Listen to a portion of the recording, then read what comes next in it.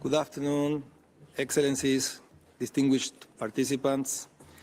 I declare open the third meeting of the Intergovernmental Working Group on the Human Rights of Older Persons.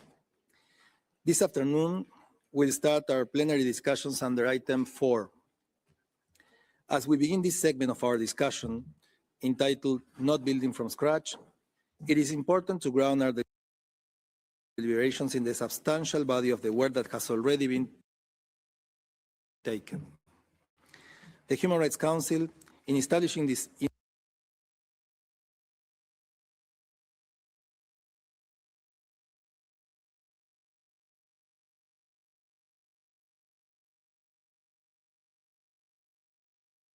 national legally binding instrument to promote and protect the full enjoyment of all human rights by older persons. We are also guided by the broader normative framework that already exists. This includes the Universal Declaration of Human Rights, which affirms that all human beings are born free and equal in dignity and rights, the United Nations Principles for Older Persons, and the Madrid International Plan of Action on Aging. Successive General Assembly and Human Rights Council resolutions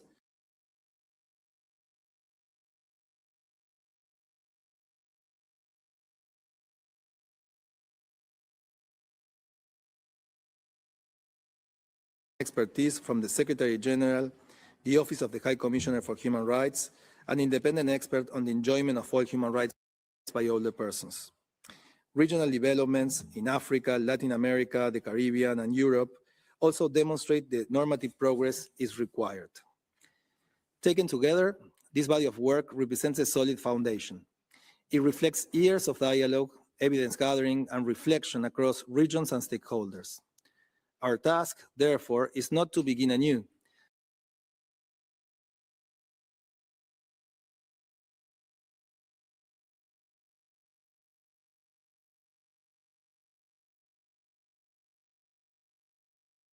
everywhere. I encourage all delegations to draw on these existing contributions as we exchange views today with a view to advancing our common objective: ensure the full recognition and realization of the human rights of older persons on an equal basis with others.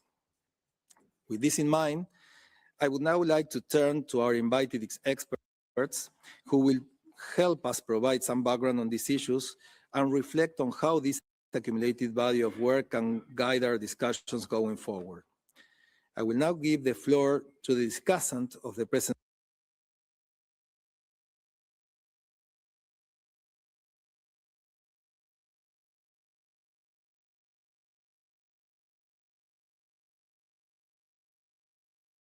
distinguished panelists for this segment.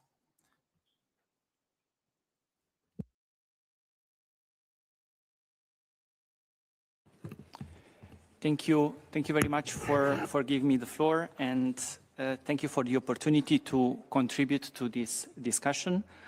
I will make a brief presentation and then I'll hand over the floor to my co-panelists.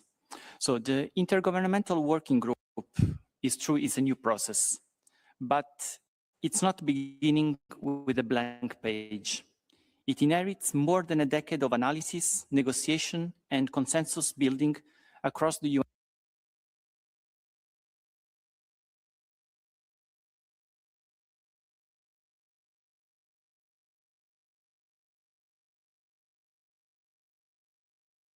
Entities, national human rights institutions, civil society organizations, and older persons themselves. Its work generated an extensive body of evidence. Substantive and normative discussions touched upon a wide range of topics, including equality and non-discrimination, autonomy and independence, access to justice, social protection, health and long-term care,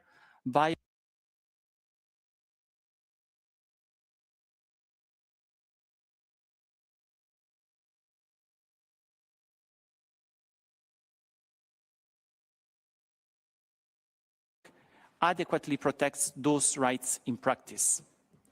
This brings me to the more recent intergovernmental process that Portugal co-led with Brazil in New York during the intersessional period between the 13th and 14th session of the working group. The mandate of that intersessional exercise was carefully framed to consider the existing international framework relating to the human rights of older persons, identify possible gaps in protection, and consider how best to address them. The co-facilitators were to submit proposed intergovernmental negotiated recommendations to be considered at the 14th session of the working group and to be presented later to the General Assembly. Importantly, this process did not begin from assumptions about the outcome. Instead, it created a structured space for member states to examine the evidence that had accumulated through years of discussions of the open-ended working group. The outcome of document of that process, adopted by consensus, contained three main areas addressing the mandate given by Decision 13/1 and was built upon the responses received to the questionnaire shared by the co-facilitators. Its core was the listing of recommendations on how to best address the gaps, not only citing concrete examples, but also asking member states to mainstream aging across UN agenda and national legislation, but also raising ambition to the human rights of older persons. It was up to member states to decide what and how the recommendation would be used in the future. The core group of the resolution of the human rights of older persons here in Geneva decided to take up one of the recommendations, which is the one fitting within the mandate of the Human Rights Council. The list of recommendations was not produced in order of importance, and even more gave space to member states and UN entities to advance also on other recommendations. I note here, for example, the work that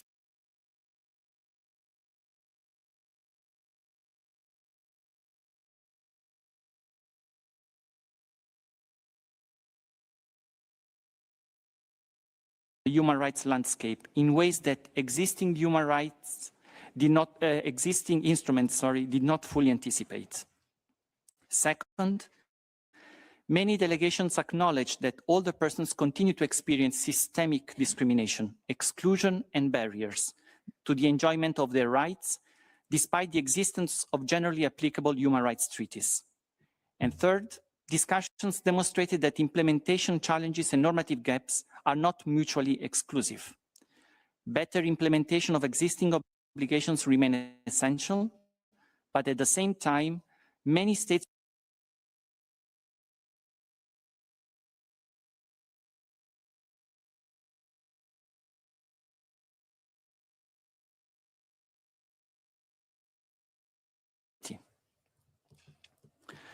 For example, this was further elaborated by OACHR in the 2012 analytical outcome study on the normative standards in international human rights law in relation to older persons and its update of 2021. The process in New York, therefore, moved beyond the question of whether challenges exist. It focused increasingly on how they should be addressed. That work should provide the analytical baseline for this working group, by ensuring that voices of older persons, NHRIs, UN mechanisms, and civil society, which were central to the open-ended working group, continue to inform this new process. The task before this working group is therefore not to determine whether there is work to be done. That question has already been carefully examined. The task is to build on what already exists, address the gaps that have been identified, and strengthen the international protection of the human rights of older persons in a manner that is coherent, human rights, and evidence-based, and responsive to today's demographic realities. I now hand over to Mr. Alexandre da Silva, the National Secretary of Brazil for the Human Rights of Older Persons. Please, the floor is yours. Thank you. Would like to thank you, the Argentina, chair of this working group, for the invitation to participate in the discussion. I extend my greetings to my fellow panelists and to all participants, especially the older persons. As the title of our discussions indicates, the development of legally by the international instrument of the human rights of other persons will not be built from the scratch. Rather, we will build on the broad human rights and the policy framework development of the past decades by states, international organizations, academia, and civil society, especially through the regional international human rights system. Within the United Nations, we have already achieved a number of important milestones. These include, in 1991, United Nations Principle for Other Person, building around the principle of independence, participation, care, self-fulfillment, and dignity. In 1992, Proclamation of Aging, which marked a shift towards a women's rights-based approach. In 2002, Madrid International Plan of Action of Aging, which remains the main global framework for aging policies. In 2006, Convention of the Rights of Persons with Disability. This provision also benefits many other persons with disabilities. The creation in 2013 of the mandate of independent experts on the enjoyment of the all human rights by other persons whose work has played as key role in advancing the protection of the rights of the other person, and the recommendation of the UN treaty bodies, together with the work of the former open-ended working group on aging, which over more than 50 years identified important gaps in the international protection of the rights of the other person. At the regional level, a very important milestone was the 2015 Inter-American Convention protecting the human rights of the other person, the first legally binding international treaty dedicated exclusively of the other person. The convention recognizes key principles such as autonomy, independence, equality, and no discrimination, participation, accessibility, independent living, long-term care, protection for violence, access to justice, health care, and lifelong learning. It also established monitoring mechanisms and encouraged states to develop dedicated public policies. Brazil also has one of the world's most comprehensive legal frameworks on the rights of the other person. In 1988, federal constitution laid the foundations for comprehensive protection by guaranteeing dignity, social security, health, social assistance, and the shared responsibility of family, society, and the state for protecting older persons. This framework was strengthened by the 1993 Organic Law and Social Assistance, which established the continuous cash benefits, the 1994 National Policy for Older Person, and the 2003, the Statute of the Older Person. The statute recognizes older persons as right holders and has led to important advances, including broader priority access to public service, stronger protection from violence, the expansion of the right councils, and better protection of the right in areas such as health, social assistance, transport, employment, education, culture, housing, and access to justice. In field of the health, in 2006, National Health Policy for the Persons guides Brazilian Unified Health System, the SUS, in promoting active aging, preserving functional capacity, and ensure comprehensive care. In 2010, the creation of the National Fund for Older Persons strengthened the financial of public policy and expansion social participation. The fund allows taxpayers to direct part of their income tax to projects approved by the Rights Council, helping to decentralize resources and strengthen social oversight. More recently, in 2022, our legislation officially replaced the term elderly with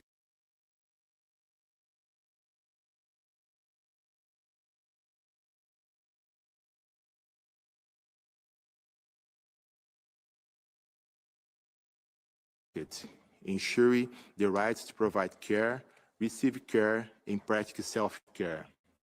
Furthermore, in the same year, we adopted the National Policy for Comprehensive Care for People with Alzheimer's Disease and other dementias. The legal framework has enabled the federal government to develop innovative policies, including the establishment of general coordination for the rights of older persons in situations of vulnerability and multiple discrimination, aligned with the Article 5 of the Inter-American Convention protecting the human rights of the older person, as well as the Viva Mais Cidadania and Envelhecer nos Territórios programs. The Viva Mais Cidadania, which means live with full citizenship, promotes the rights of the older person in situations of vulnerability and multiple discrimination, with a particular focus on historical excluded groups, including Black, Indigenous, Quilombola, Roma, LGBT+, person in the street situation, person with disability, and other marginalized populations.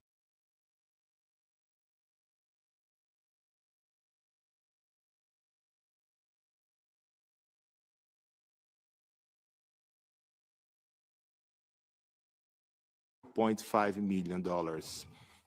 The program has trained around 700 human rights age older persons, carried out more than 120,000 home visits, and reached approximately 73,000 older persons, identify more than 32,000 potential rights violations around the 3.5 thousand cases of violence threatening local protection networks.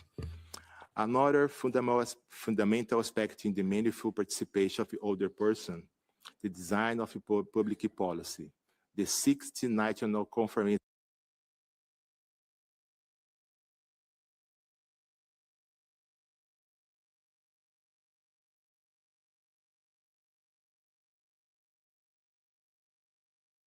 Brazilian municipalities, culminating in the National Conference Brasilia, attended by 1,158 representatives, under the theme, Multicultural Aging and Democracy, the urgent of equity, rights, and participation. The process resulted in adopting the 19th national proposal, reaffirming that the direct participation of the older persons strengthen democracy and enhance the development of public policies. Taken together, this development demonstrated that a solid legal, institutional, and policy framework already exists at international, regional, and national levels, provide a strong foundation for the development of future United Nations Convention of the Human Rights of the Older Person.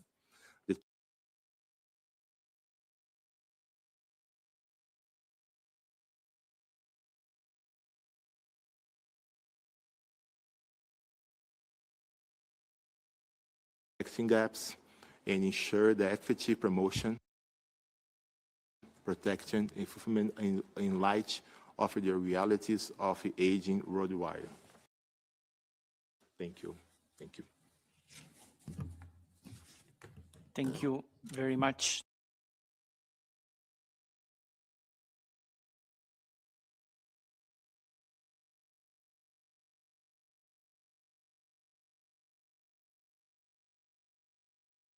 Over to Mr. Zvezdan Pirtošek, who assumed his role as independent expert on the human rights of older person in May 2026.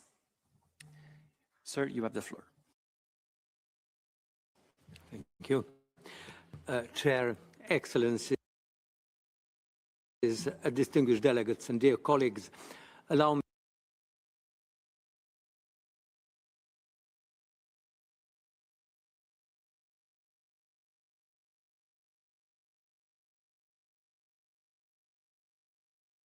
we prescribed the best medicines available, organized rehabilitation, and often achieved remarkable clinical improvements. But not always.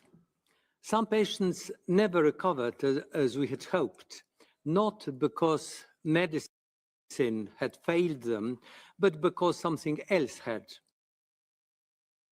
Some were living in poverty. Some depended on exhausted family caregivers.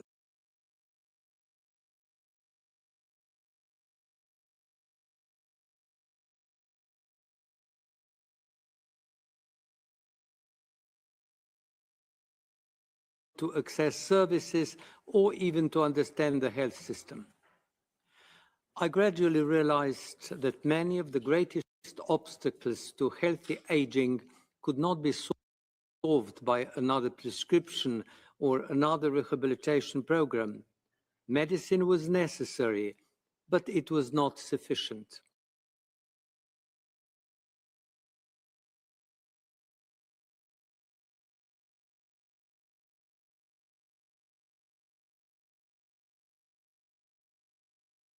It has brought all of us to Geneva today. Across cultures and throughout history, societies have sought different ways to understand aging and respond to the needs and contributions of older persons. While these experiences have varied,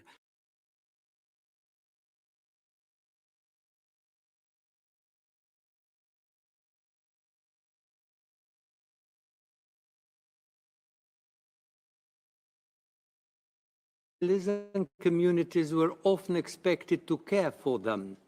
Respect, however, frequently depended on social status, on perceived usefulness or family support. Protection was not generally understood as a matter of universal rights.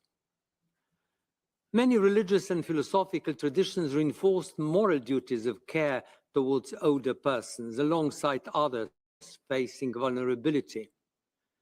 Compassion and solidarity became enduring values.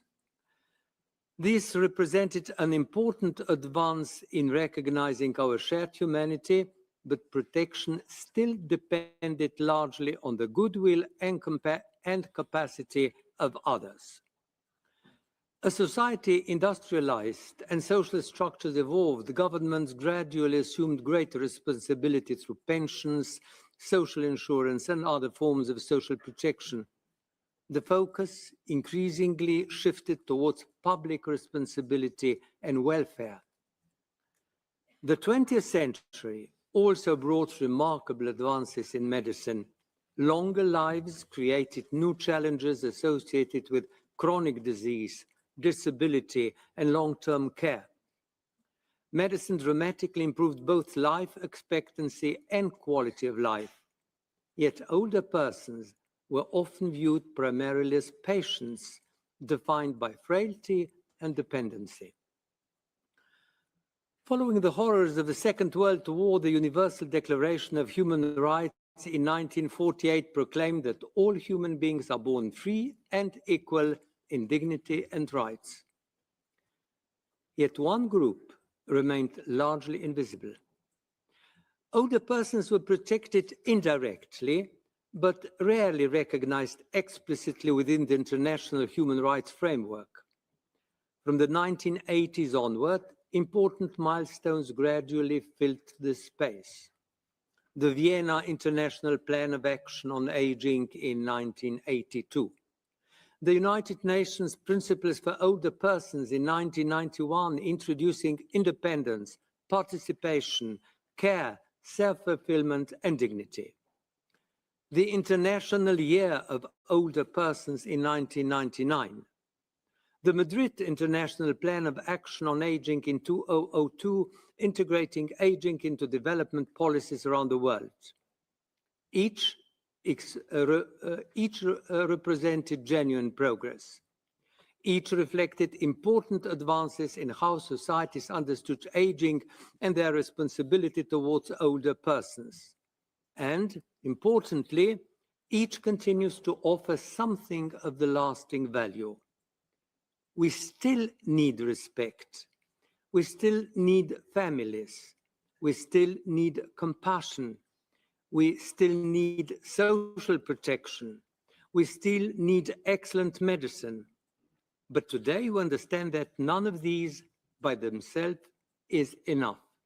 Today, we increasingly understand aging through the lens of human rights. This perspective does not emerge in isolation. It builds upon decades of international human rights law, the experience of states, and the voices of older persons themselves. A human rights approach does not replace medicine or social policy. policy. It gives them a normative foundation.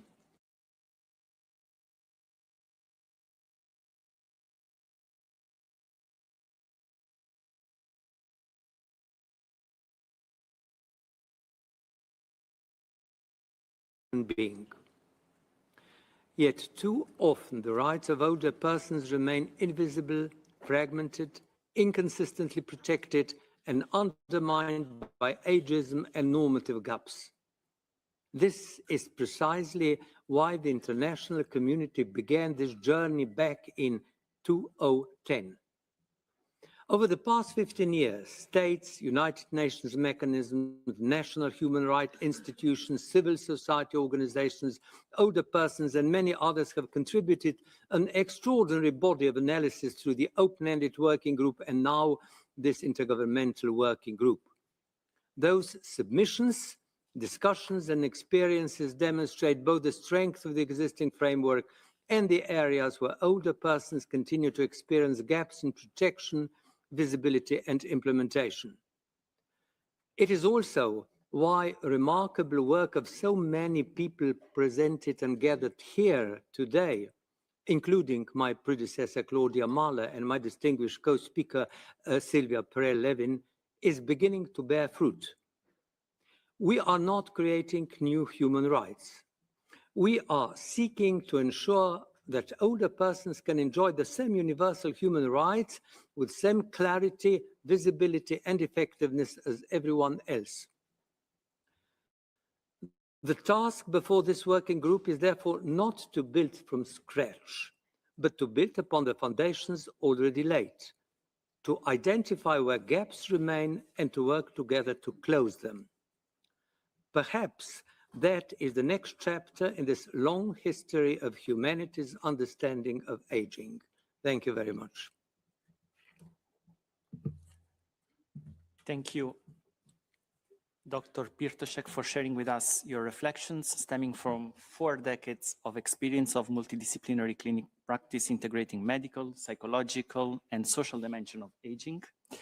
Looking forward to working with you in the elaboration of this new instrument.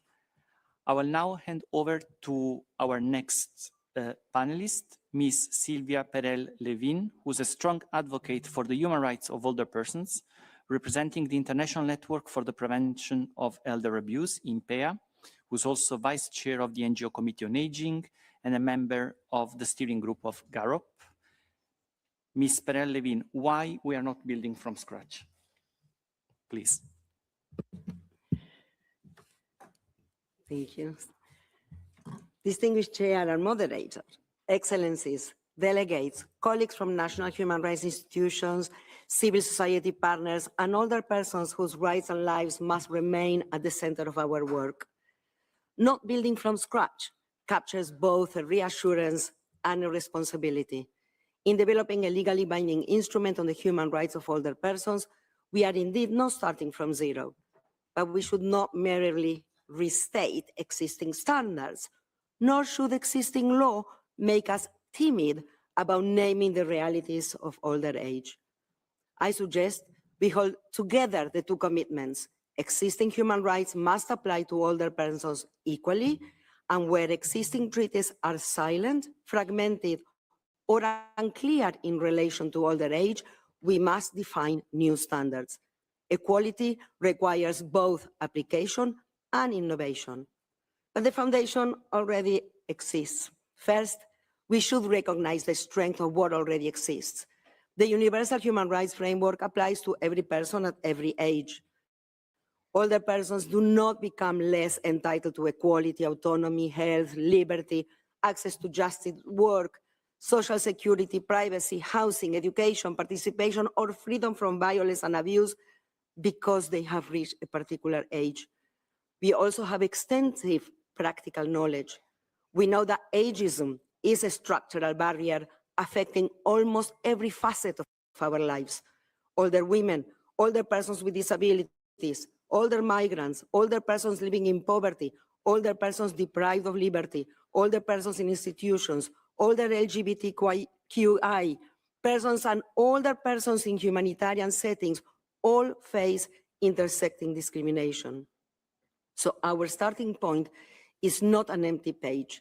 It is a body of standards, evidence, and lived experience. The question is how to bring that material together into a dedicated instrument that makes the rights of older persons specific, practical, and enforceable. But existing standards are not enough. Why? Saying that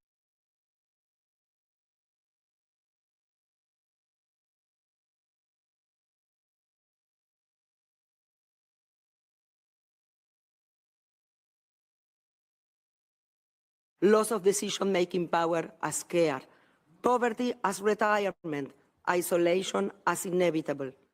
This is precisely what a new convention must reject. Age is not a permissible reason to dilute human rights obligations. States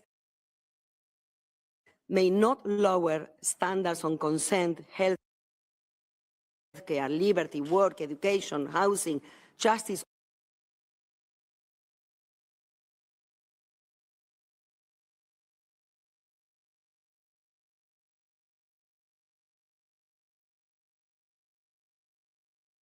by obligations, strengthen accountability, and shift the narrative from charity to rights, from protection alone to autonomy and participation, and from older persons as an homogeneous group to diverse individuals with equal rights.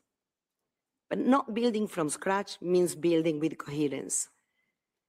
Drawing on existing human rights while addressing the specific ways rights are experienced, restricted, or denied in older age. We therefore need the courage to create what is missing. Existing treaties do not name ageism. They do not set out a clear right to long-term care and support. They say little about digital exclusion, algorithmic discrimination, or the risk faced by older persons in emergencies, climate events, conflicts, and pandemics. These are not marginal issues. If the right to health does not address rehabilitation, palliative care, informed consent, age-based rationing, or discriminatory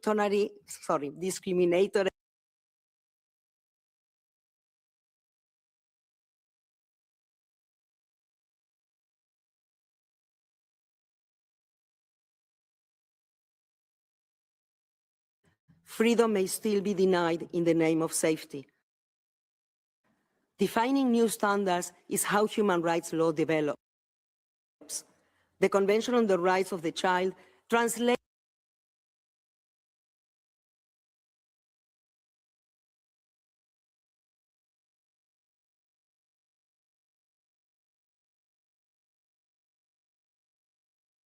avoid a false dichotomy between existing rights and new standards. We need both. Existing rights provide the foundation. New standards provide the clarity and enforceability needed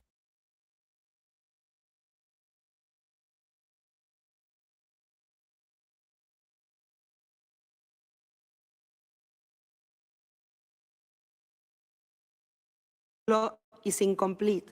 What new content is required to ensure equality in practice? If we answer those questions honestly, we will not pretend the international community has done nothing before.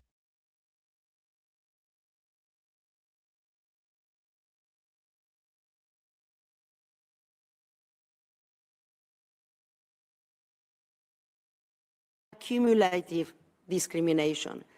It should reject blanket age limits and assumptions about capacity, dependency, or social value.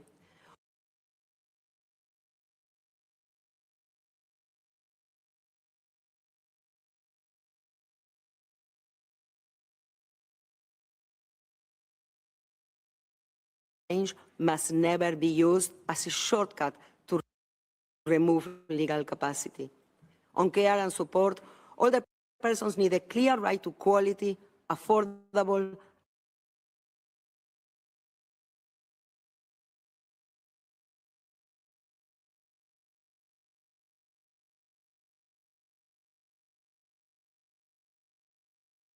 and support in all settings, including digital space.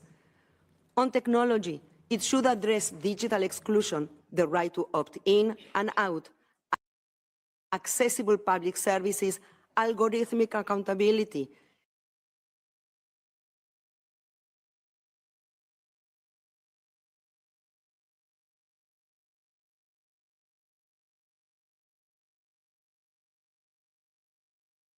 age-inclusive planning and response, accessible information, continuity of care and support, and equal protection in crisis response.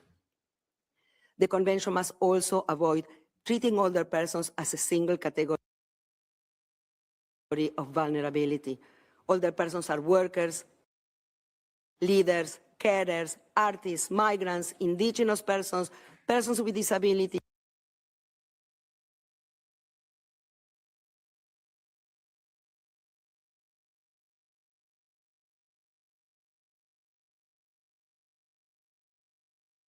human rights apply without ageism, excuses, or diminished expectations. To achieve that, the law must speak clearly, name the barriers older persons face, and create standards strong enough to be claimed, monitored, and enforced.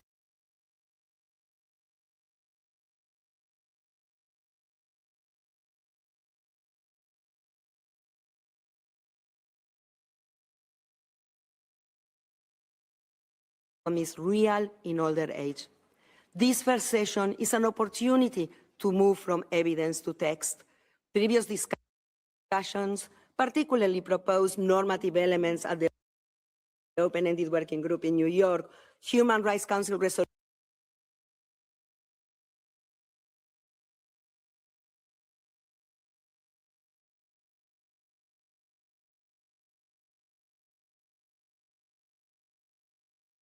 with principles, obligations, substantive rights, implementation, monitoring, and international cooperation. We should not allow the existence of human rights standards to become an argument for delay.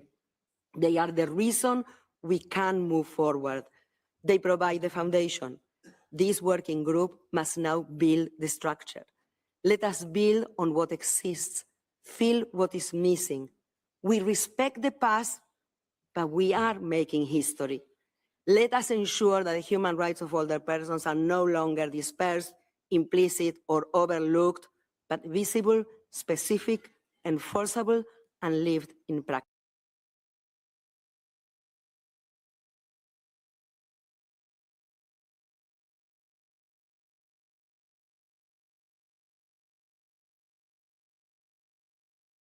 Civil society continue and have to continue to inform and support our work and this working group. I will now hand over to Ms. Heidrun Molenkov, the interim president of Age Platform Europe, the European network of non-profit organizations of and for older persons, who's also board member of BAGSO, the German National Association of Senior Citizens Organization.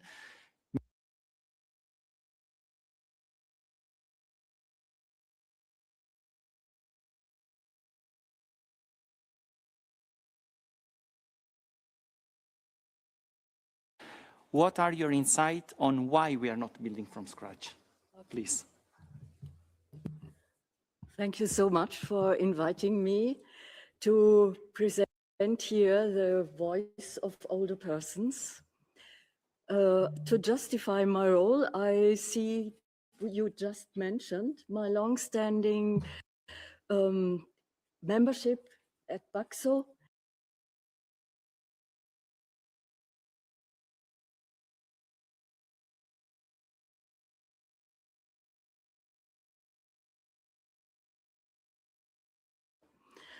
Ten years in which I represented the several organizations at the open-ended working group in New York. And finally, my role as civil society delegate on the bureau of the UNECE Standing Working Group on Aging. As this working group begins its substantive work, I first of all would like to welcome yesterday's and today's discussions on not building from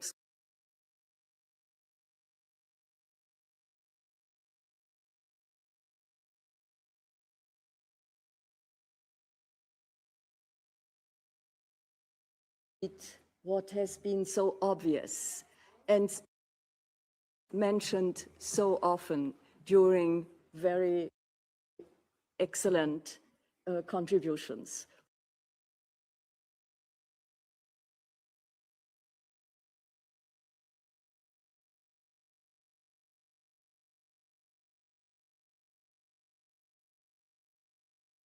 For older persons. I think the first is what we agree upon is that we build on existing standards, but we have to strengthen them. Indeed, we are not starting from zero. We are building on decades of international and regional human rights developments. In Europe,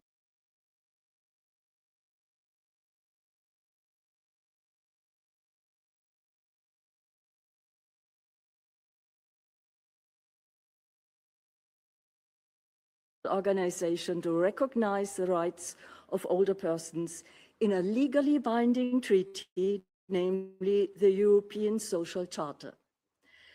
The European Union recognized the rights of older persons in Article 25 of the Charter of Fundamental Rights and has developed one of the strongest legal frameworks on equality and non-discrimination.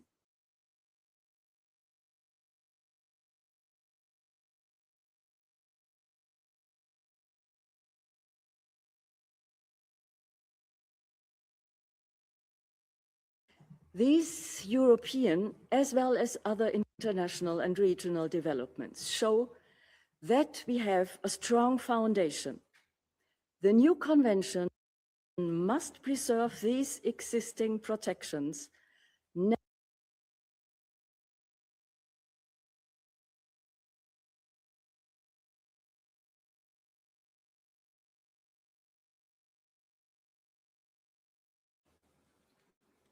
So second, the convention can strengthen regional protection.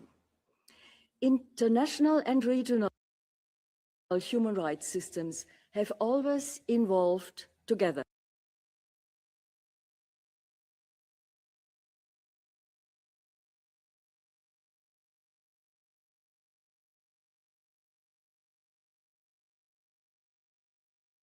Prudence and encourage the development of stronger and more coherent regional standards where they are still lacking.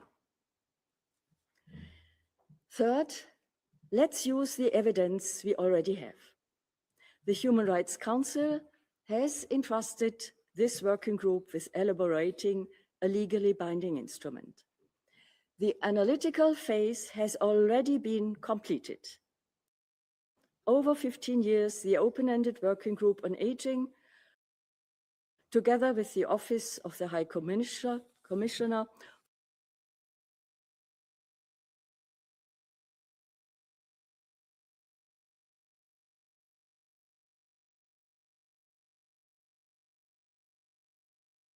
development is needed. This represents an extraordinary body of work. We should use its evidence to inform the drafting process. Repeating that exercise would duplicate mandates and delay negotiations. Fourth, existing standards leave important gaps, and this is most importantly. Many existing standards were never designed with older persons and today's realities in mind. Some contain language that no longer reflects a contemporary human rights-based approach to aging. Others say very little about the situation older persons face during the 30 to, in some cases, 40 years of living. None of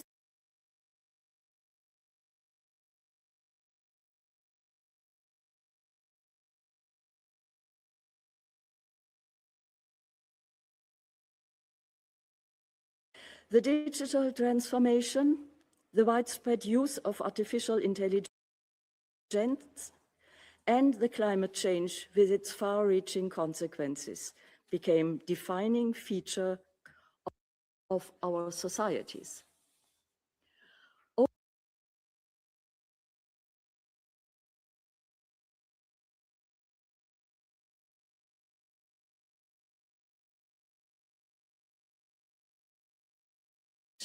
Is leading to an increasing number of older persons living alone, who have no support from family members and therefore increasingly need support from formal services and who are at risk of loneliness.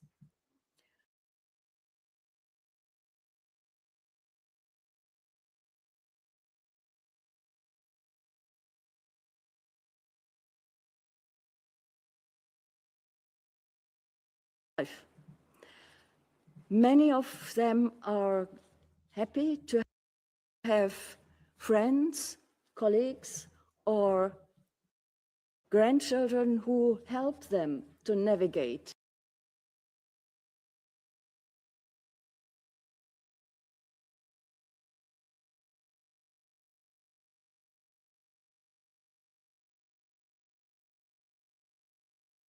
what you and how you get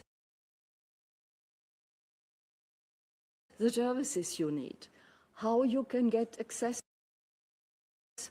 to public information. If everything is only provided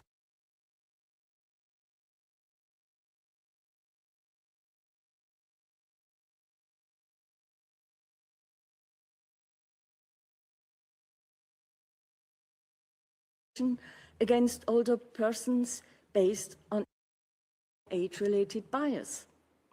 You suddenly are surprised that the cost for your car insurance doubles just because you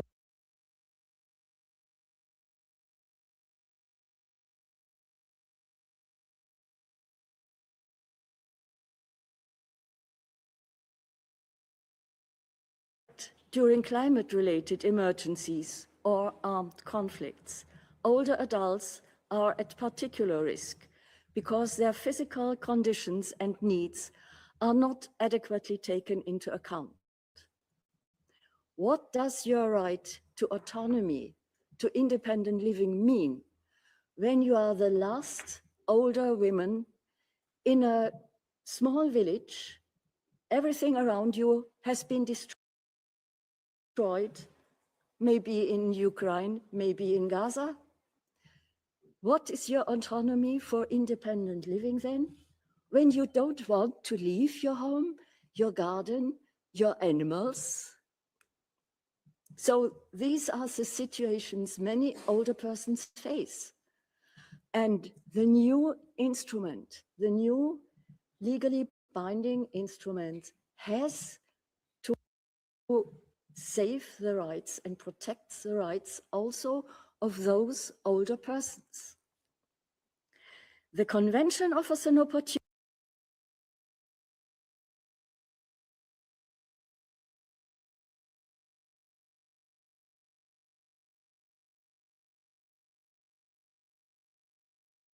several times that we need ambition and normative imagination. So I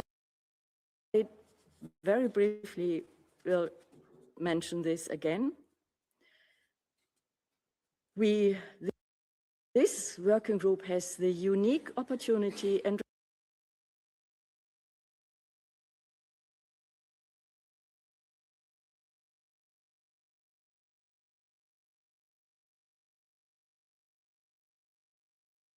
should clarify what this means in practice and strengthen protection where gaps have been identified. It could also help to address the multiple disadvantages that occur at the intersections of different forms of inequality more efficiently. If we build on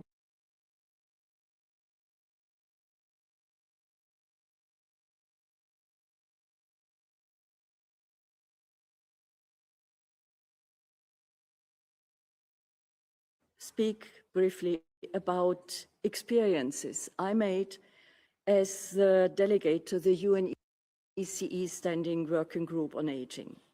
We heard also from Italy today and from the UNECE representative about the ongoing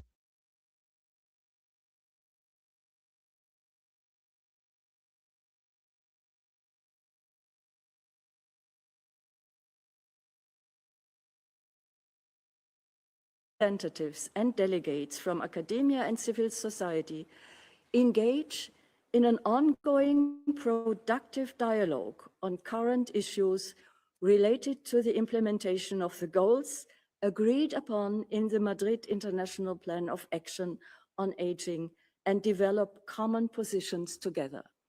And I have to mention here that this International Plan of Action on Aging is a global approach.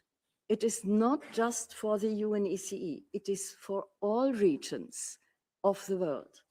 It's agreed as a common goal to improve the situation of older persons worldwide. But what sets this group at the UNECE apart is the formal inclusion of civil society in the Bureau of the Standing Working Group. This institutionalized role ensures that civil society is not just part of the meetings of the Standing Working Group, but that it is actively shaping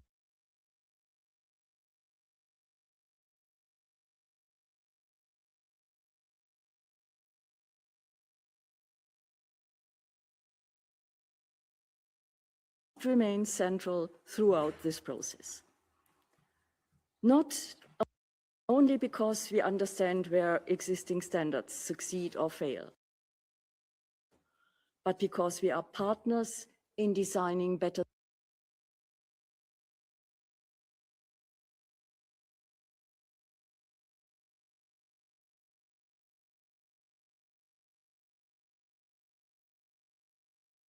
international and regional experience.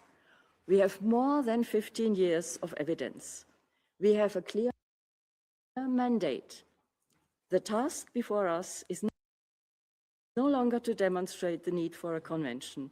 Rather, it is to draft an ambitious convention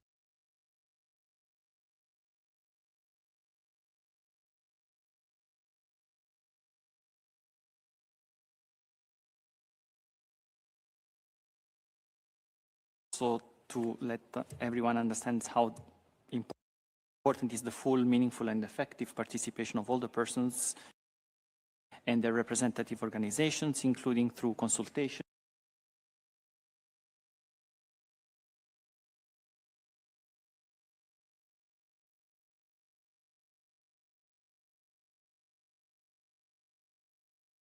Their valuable contributions. And I will now open the floor to member states for an interactive discussions.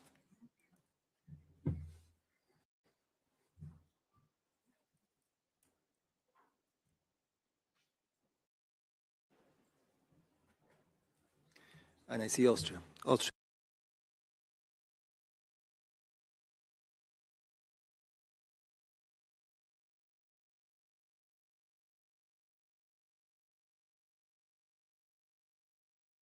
How the intersessional work in New York built ground for this working group, also taking into account the existing human rights framework. Thank you, Mr. Chair.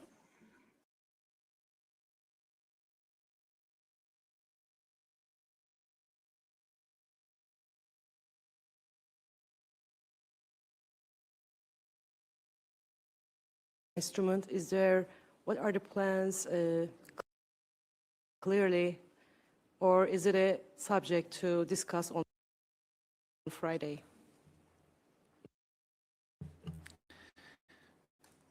Thank you, Turkey. I think that that's a question more to the chair than to the panelists. We are going to discuss the timeline on Friday during the morning session.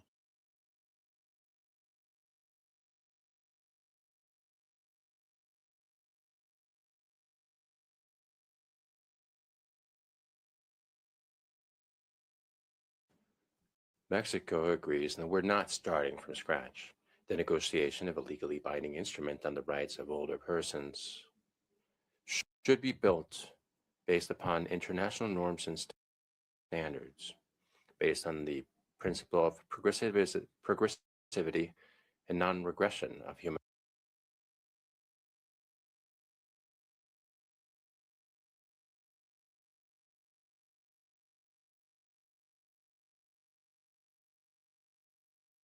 International Madrid Action Plan on Aging was a landmark as it went from a handout paradigm to one that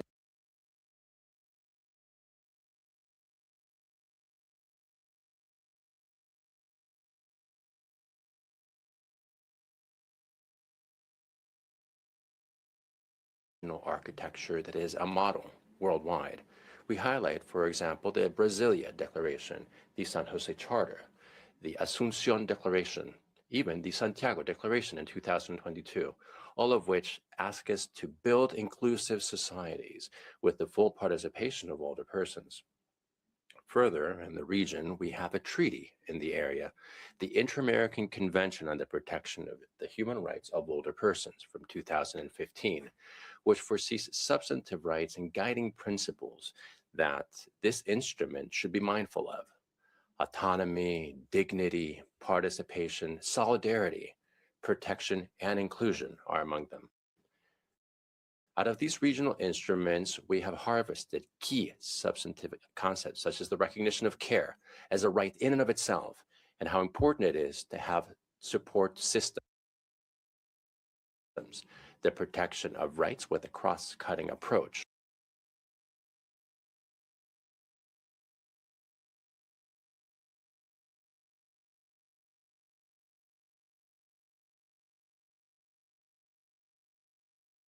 Of aging as a rights-based issue, not something of charity. These standards have been recognized additionally in public legislations and policies of many countries in the region, as well as in regional case law. In addition to the substantive dimension, if we look at it procedurally, we also recognize that there are many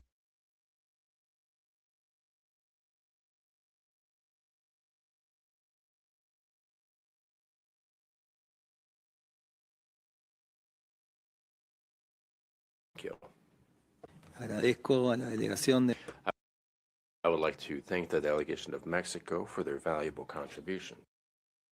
the Philippines.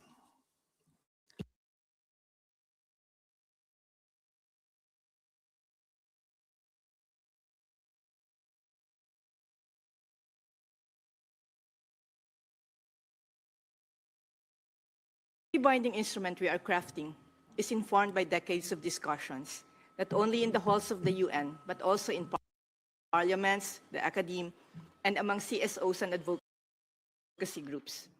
In 1948, Madame Eva Perón of Argentina submitted a draft declaration of all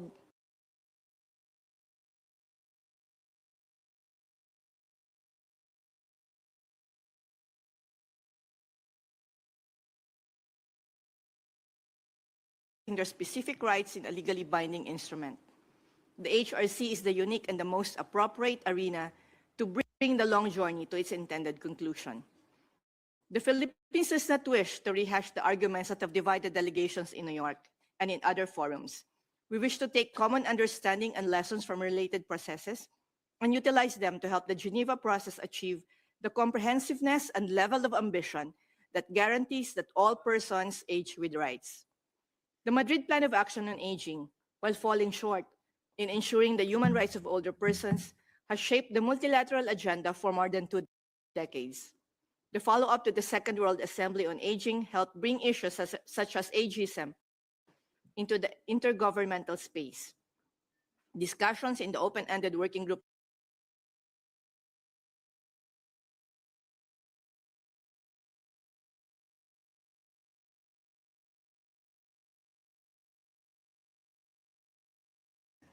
The working group should also draw from existing human rights conventions, including regional instruments. We are not building from scratch. There is much to learn from the earlier processes and mechanisms, including those that are development-based. But it is important to stress that our current priority is to advance a human rights process and produce a human rights instrument with the full and meaningful participation of older persons. Thank you, Mr. Chair.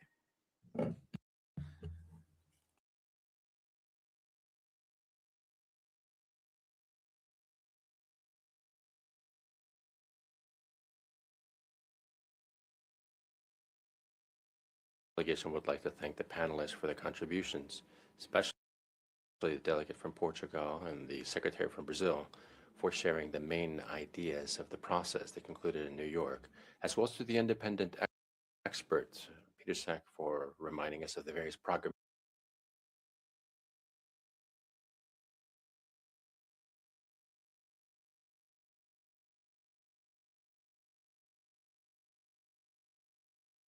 begin from scratch. We must use the 40 years of collective thought in New York, but also more broadly, the greater regulatory pragmatic development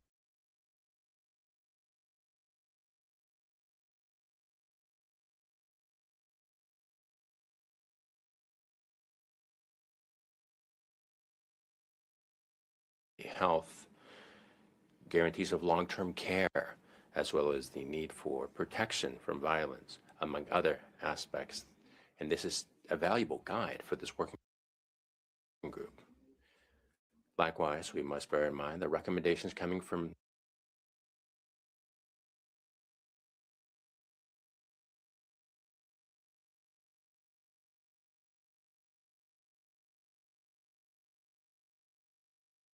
made by other fora in the universal system, such as the statements of the treaty bodies. General Comment 6, the Economic, Social, and Cultural Rights, for example. General Recommendation 27 of the CEDAW Committee, which, among others, include specific standards of the rights of older persons. Regionally, and this has been said already, the Inter-American Convention, and Ecuador is a party to it, reiterates that the process should not begin from nothing. Lastly, and for the sake of transparency, inclusivity, and coherence mentioned by some of the panelists, which must characterize this process, my delegation believes that it is essential to have the participation and full involvement of the national human rights institutions that participated this morning, as well as civil society organizations that represent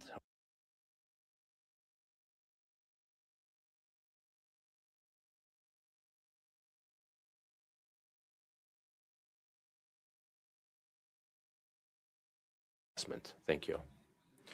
Thank you to the delegation of Ecuador. Now I'd like to recognize the distinguished delegation of Chile.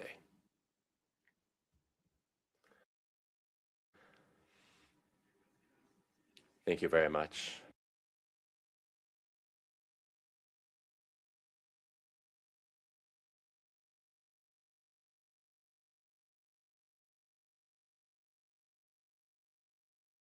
There is already great normative political development that Chile believes is important for this negotiation. Well, first, we believe that the future instrument must expressly recognize the whole set of standards that have been developed over the past decade, including the United Nations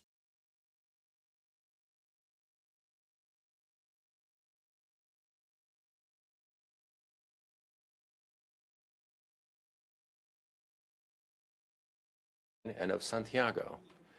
Secondly, Chile believes that it is indispensable to recognize the progress that has already been made in the regional level.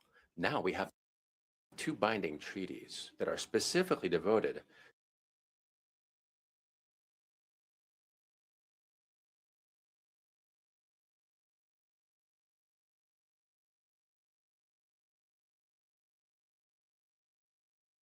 Chile believes that regulatory solutions and good practices included in these regional instruments can be of significant use to the process we're launching today.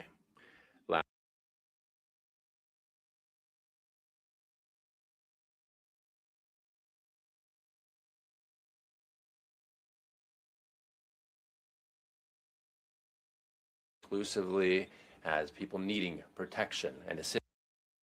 existence, but rather as people that as they age continue to fully enjoy their rights and making significant contributions, present ones and potential ones, to the well-being of their families, communities, and society.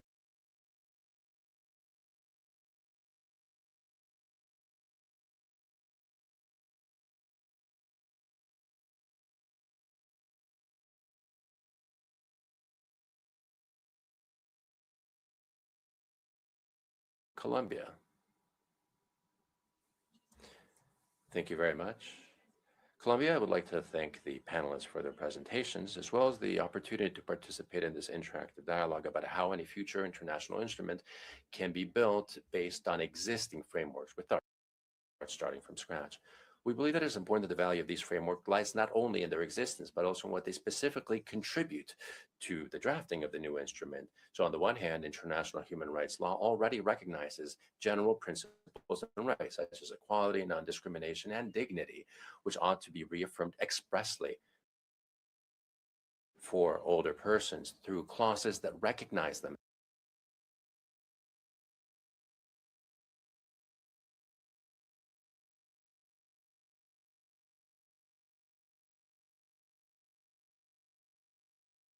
as a substantive backbone for the future instrument, as it already includes definitions and standards that can be used as a reference for drafting text that does not yet exist in the universal level. Regarding topics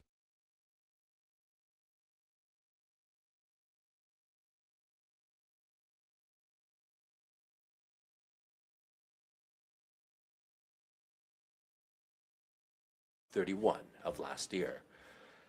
Now, starting from not scratch doesn't mean that we're simply going to copy the current state of international law. We believe that the instrument should clearly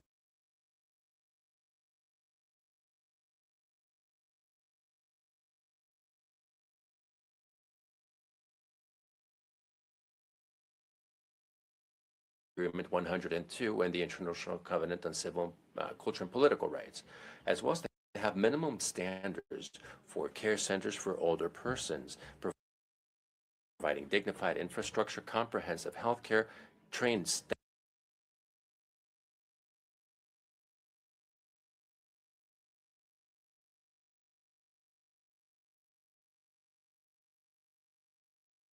would recognize inclusion and digital literacy as a right, thereby avoiding that the technological gap deepens the exclusion of older persons. And so the instrument would allow us to have a consistent framework that would articulate existing standards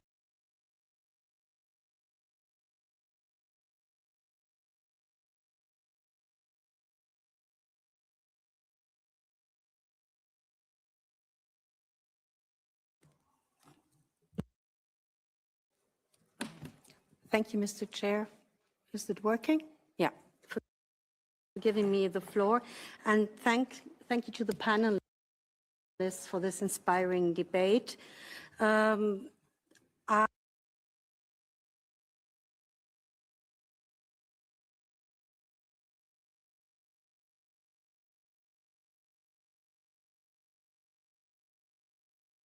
Concern where the international norms and standards of the human rights and also ILO standards are there, but not specific enough, elaborated enough, or not applied enough to make them a reality for older persons. And I think now it's the time where we should get down to drafting.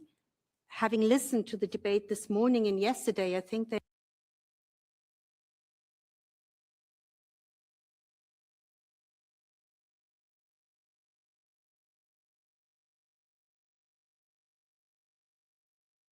human rights framework as a background, have the MIPA framework as a background, take the ILO on board, make use of the experience done by the WHO and the Decade of Healthy Aging.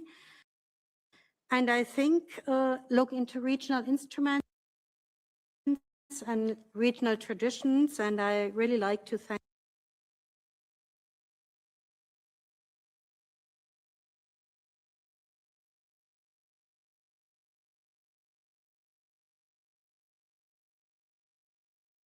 legislation, and we should build on that and make it a reality.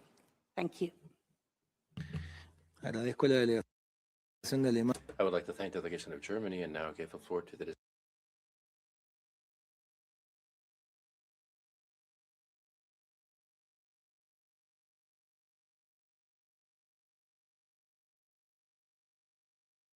As my delegation has already said, the future instrument is an important opportunity to contribute to overcoming gaps in the universal level and to improve the legal protection and the human rights of older persons. Through clear and more efficient standards, its design must combine regulatory ambition, conceptual clarity, and practical feasibility so as to promote and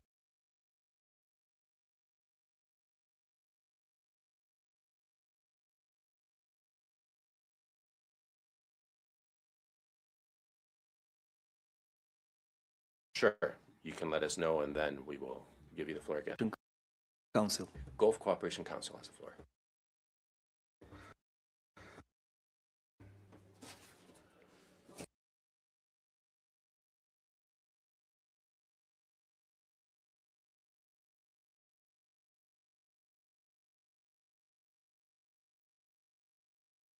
The instruments on the human rights of older persons should be based on objective reading of current standards and experiences. What is required is to build on the gains and identify the loopholes that should be developed so that to further protect human rights of older persons, while respecting the diversity of legal, social, and cultural systems of various countries.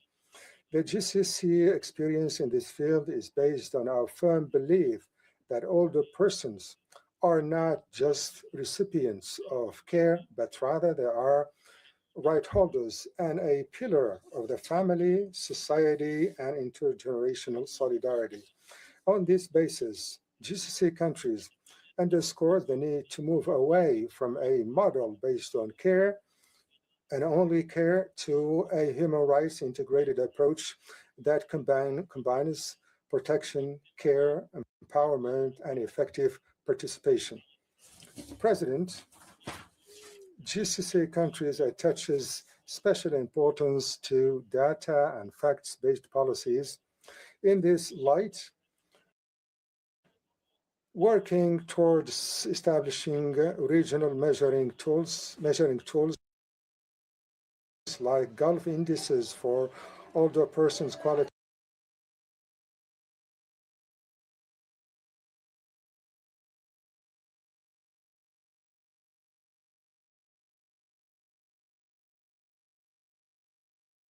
persons. Lastly, the GCC countries consider that the future instrument should encourage countries to develop their national systems in a practical, measurable manner. The instrument should also clearly indicate the need to measure progress through comparable indices that can be evaluated. It should not be based on launching general commitments that are difficult to implement in terms of tangible effect and impact. Thank you, President. I thank the delegation of the GCC, and I now give the floor to the distinguished delegation of Slovenia.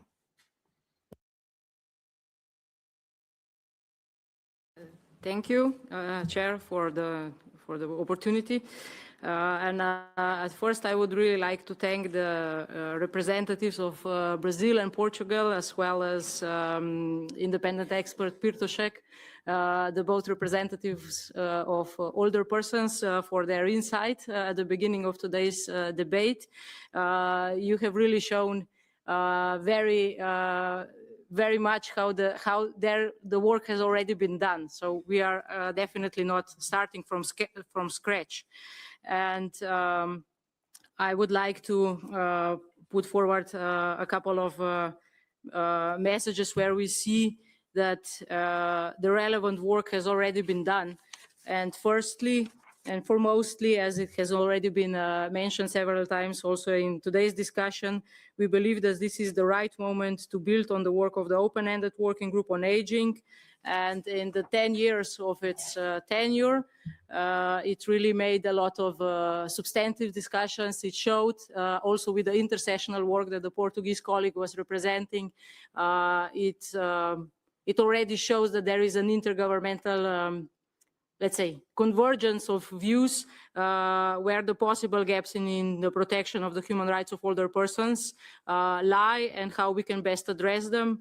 And it was and it still is our sincere convictions that the mentioned recommendations must be the basis for the work also in this working group. And this is a basis for our consensus, hopefully. Secondly, we also must pay considerable attention to the findings and recommendations of the reports of the independent expert on the right of older persons. The work done by the previous mandate holders and the present mandate holder can offer us a very valuable guidance and give us important inputs for our work and deliberations. And thirdly, we believe that in this working group, we also have to consider the developments and regional legal frameworks on the rights of older persons, including, for example, the revised European Social Charter.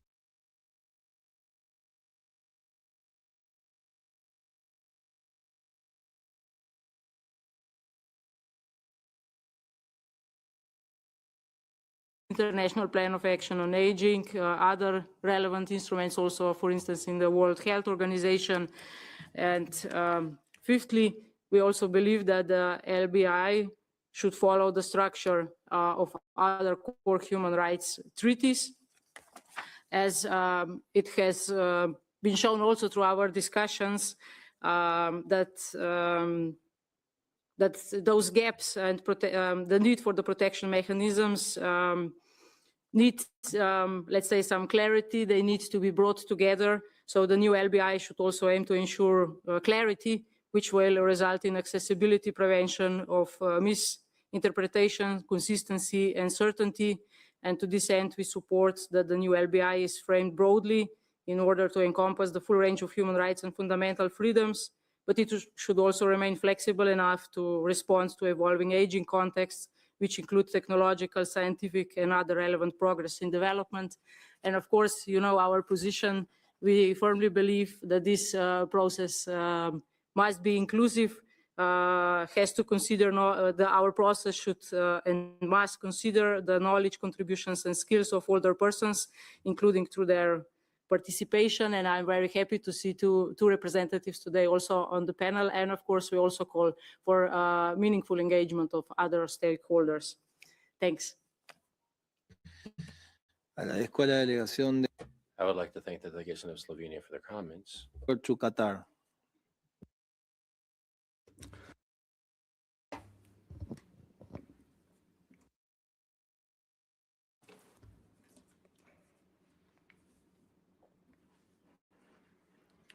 Peace of Allah be upon you, Chair, ladies and gentlemen, distinguished guests. We express our thanks for the panelists for their presentations, and we express our commitment to reinforcing human rights and protecting human dignity in all stages of life on the basis of Sharia and our social values, which calls for family solidarity, intergenerational solidarity, and respecting the elderly. Our Vision 2030 aims to achieve human development and social development. And we stress that the upcoming LBI should be based on international law and should be based on the CRPD, particularly its provisions on inalienable dignity, personal autonomy, choice, freedom of choice, access, and independent living and participation in society. It should be based also on the Convention on elimination of violence and discrimination against women, which might affect elderly women, and in line with 2030 agenda. The LBI should not leave anyone behind. It should also have plans and programs addressing the older persons, dealing with discrimination, inequality, and poverty. Qatar adopts an approach of multidimensional in order to protect the right of older persons based on integration between the constitution and the institutions. Constitutionally, rights of older persons are based on valid grounds. The Constitution of 2004 stressed that the state should organize all the means to support the family and preserve aging within the family in order to protect older persons and ensure their role in the family and in society. The strategy of Social Development Ministry 2030-2025 is a national framework which aims to move away from a traditional care to empowerment and social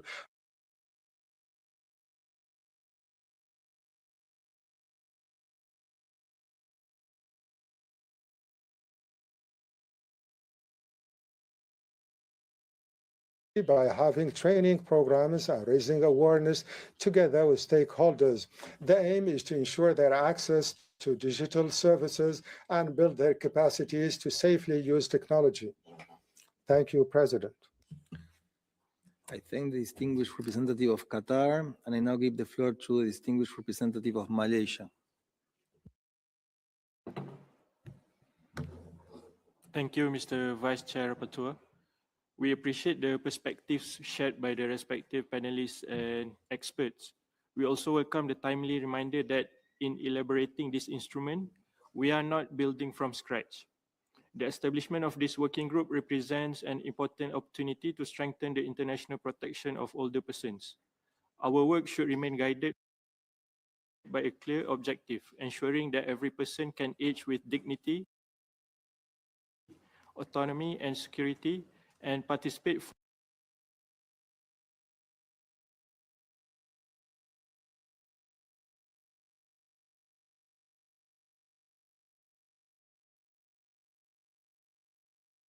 through the former open-ended working group on aging, the work of the independent expert, and relevant regional experiences. These foundations affirm that older persons already enjoy all human rights. The added value of a new instrument should therefore be to clarify how those rights apply in older age, close identifiable protection gaps, and strengthen coherence, visibility, and accountability. At the same time, existing standards should not simply be reproduced without adaptation. Older persons are not a homogeneous group, and the instrument must respond to different national contexts, legal systems, levels of development, and the diverse experiences of older persons. Malaysia also underlines the important roles of families and communities in supporting older persons. Such shared responsibility should complement and not diminish the primary obligations of states. We join the call by the panelists and other delegations for us to build upon what already exists, address the remaining gaps, and develop provisions that can be implemented meaningfully and enjoy broad support. I thank you, Mr. Vice Chair Rapporteur. Agradezco a la delegación de I would like to thank the delegation of Malaysia and now recognize the distinguished delegation of Cabo Verde. Gracias, señor presidente. Thank you, sir. También quería I also wanted to echo those who spoke before me and congratulating and thanking the panelists for their great presentations. I didn't really have a written speech, but I did want to take a moment, make the best of this opportunity, and to say that Cabo Verde believes that the panelists' approach is an important one, and that is not to start from scratch, but instead to leverage best practices and existing practices at the international, regional, and national levels in the area of human rights, including those of older persons. I do have a question, though, and that is, how could the working group make the best of that existing corpus, including regional, European, African instruments, those of the Americas and Asia? How can we use them best to draft an internationally legally binding instrument on the rights of older persons? Thank you. distinguished representative of Cabo Verde, and I now give the floor to Greece. Mr. Chairman, and many thanks to the panelists for sharing with us their very insightful presentations and their rich experience, and remind us that a great deal of evidence has been accumulated over the years, and now we need it to translate it into norms. So I would like to raise 3 follow-up questions. The first one is related to the absence at the universal level of an express prohibition of age discrimination, which we find only in the CRPD.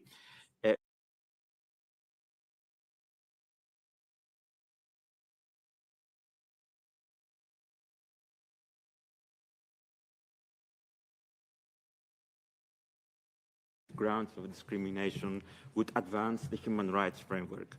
My second question, and having heard very interesting information regarding the situation in Brazil, I would like to hear panelists' views on how a legally binding instrument could ensure a whole of government approach, taking into account that on issues related to the rights of other persons, practically the whole of the administration is somehow involved one way or another. So there is a need of coordination between different government departments, and we think that the LBI could contribute to this effect. And my third and last question is related to the second one and concerns monitoring.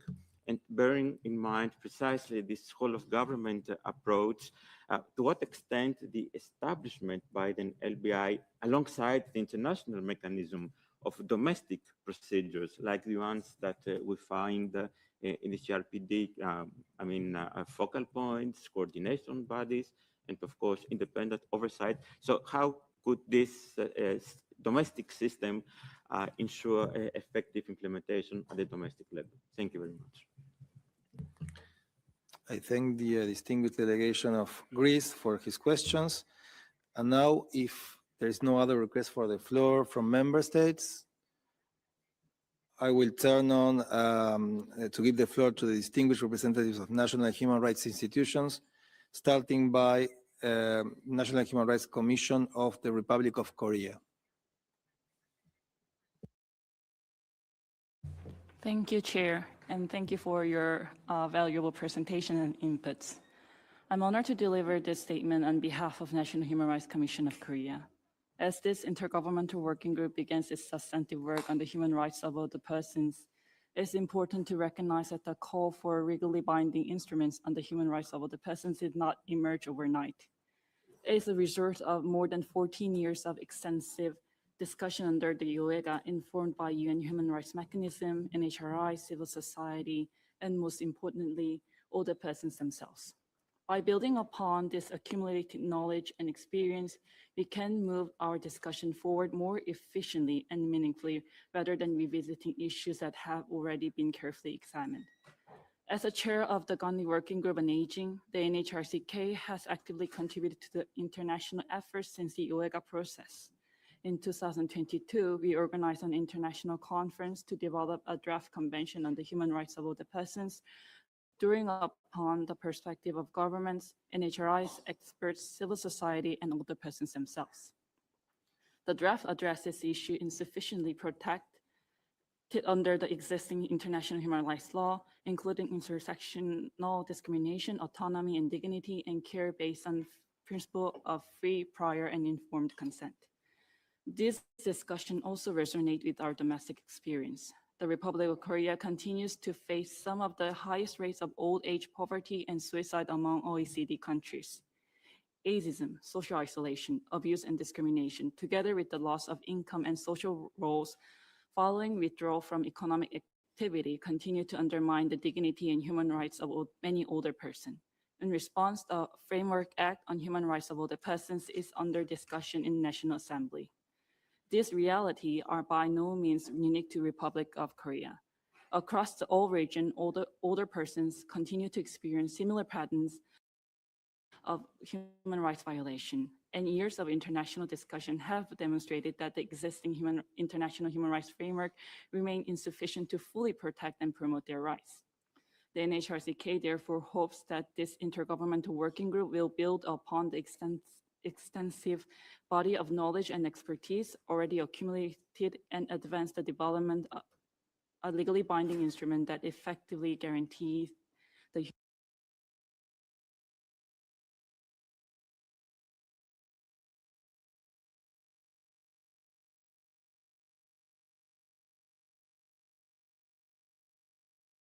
To thank the Human Rights Commission of the Republic of Korea, and I have been informed that Uruguay is back in the room and now they can resume their statement. Uruguay, you have the floor. Thank you, Chair Rapporteur, and thank you very much for giving us the floor again. I will resume our statement from where we left off. Using our experience as state party to the Inter-American Convention on the Protection of the Human Rights of Older Persons, Uruguay believes that it is relevant to highlight the progress that has been made in the inter-American level. That convention was a landmark as it recognized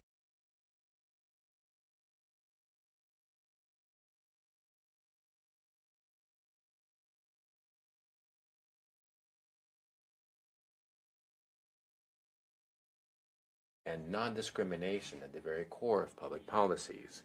Among the standards developed, we have the right to equality and non-discrimination on the grounds of age, the right to autonomy, independence, and decision-making, access to justice on equal footing, the right to health, and that includes long-term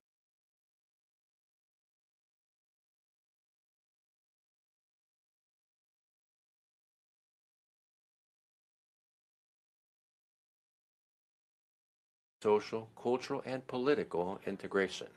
All of this progress complements current international frameworks, including the Universal Human Rights Instrument, the United Nations Principles for Older Persons, the International Madrid Action Plan on Aging, the Decade of Healthy Aging, and the 2030 Agenda.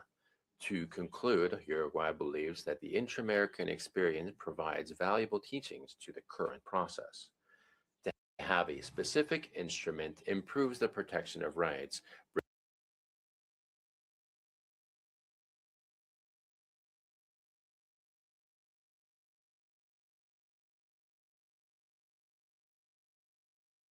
I thank the distinguished delegation of Uruguay, and now I give the floor to the Commissioner for Human Rights from Poland. Thank you, Chair.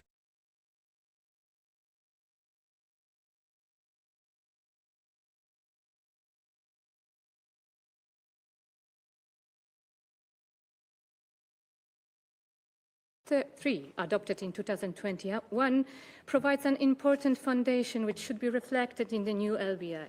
The resolution recognizes that ageism is a widespread and prejudicial attitude that often serves as the source, justification, and driving force behind discrimination against older persons. It also acknowledges that ageism can reinforce other forms of discrimination and negatively affect older persons' participation in all aspects of society. This is not merely a question of social policy, it's a human rights issue. The resolution clearly calls upon states to combat ageism and prohibit all forms of discrimination against older persons and to promote the full realization of their rights in areas such as employment, social protection, housing, education, and training, healthcare, long-term care, and access to technology. Importantly, agreed language already recognizes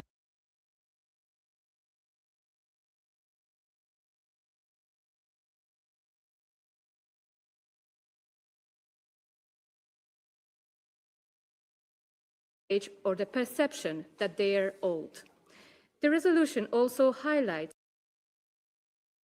the importance of inclusive and age-friendly communities and of policies and services that support the dignity,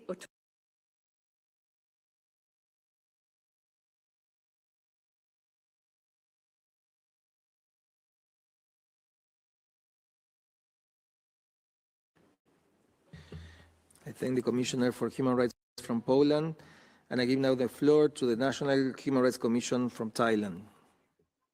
Chair, On behalf of the National Human Rights Commission of Thailand, or NHRCT, I am honored to join this discussion. Its theme speaks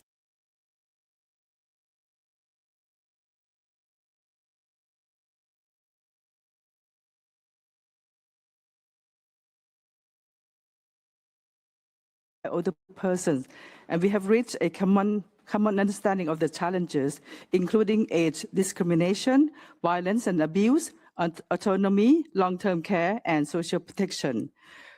The national human rights institutions have made substantive contributions throughout the process, including through country joint statements, which are endorsed by the NHRCT. We therefore believe that the time has come to translate this shared understanding into a legally binding instrument. Thailand has now an aged society with more than 1 in 5 people aged 60 years and over. Existing legal frameworks, however, are not enough to fully protect their rights. We therefore strongly support the elaboration of this convention. Through our human rights assemblies held in 2024 and 2025, we facilitated dialogue among government agencies, civil society, academia, and communities, which identify 3 priorities: recognizing older persons as rights holders, strengthening income security, and advancing the right to age in place. 3 recommendations have been drawn from these assemblies. First, the Convention should firmly embrace a human rights-based approach. Older persons are rights holders, entitled to make decisions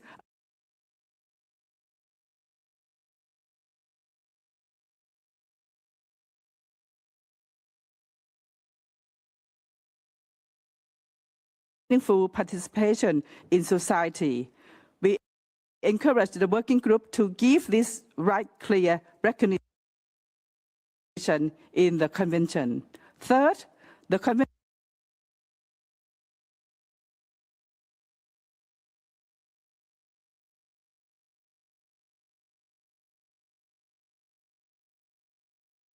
and long-term care. Chair and colleagues, the legitimacy of this convention will depend not only on the content, but also on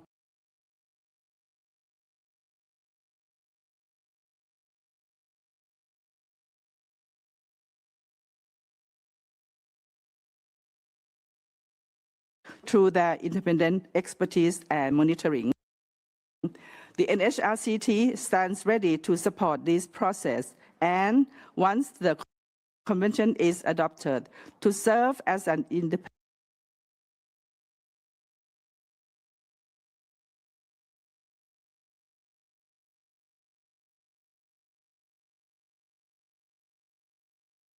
Jordan.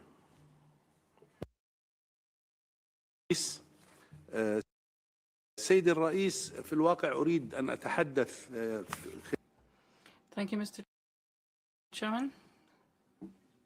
Allow me first and foremost to provide some information based on the daily experiences we have at a national level with regard to the human rights-based approach.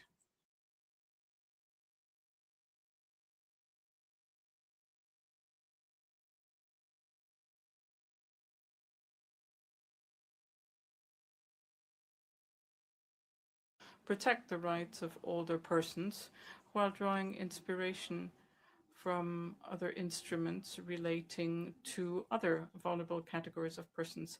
And this is an issue which is a legal one in order to guarantee the right to access care. The aim is to draft a clear, frank, transparent text to ensure accountability with regard to young people towards their elders and their parents, because in principle, they are the ones in charge.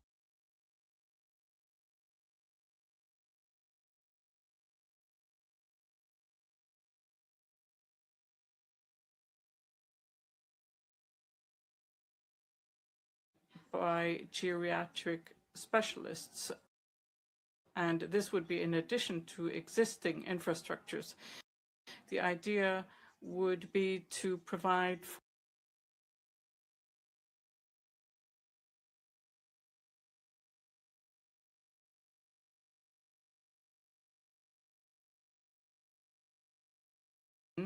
including with the persons concerned, that is to say older persons, including by providing them the opportunities to continue their studies through lifelong learning or to provide volunteer work. The idea is to create a national action plan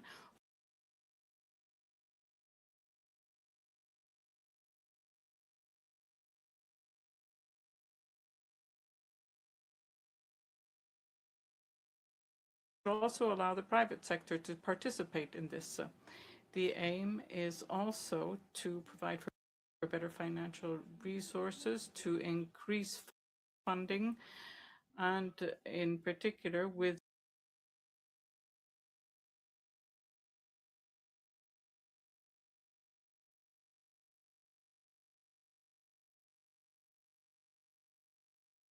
for older persons.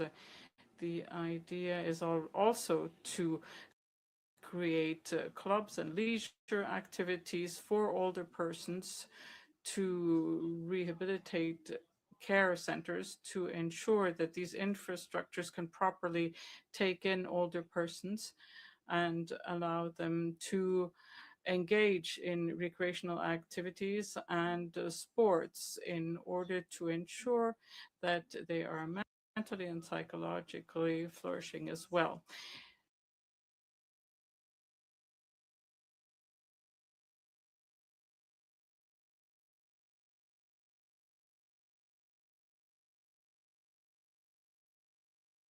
For specialized training programs to protect older persons against risks that they might be exposed to in terms of violence. We aim to increase accountability and responsibility for their socioeconomic, cultural, civic rights, and to strengthen the role of society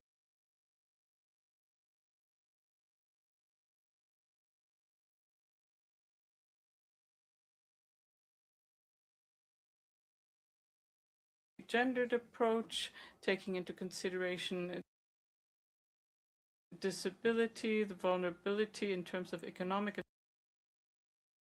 and social factors, as well as other elements, in order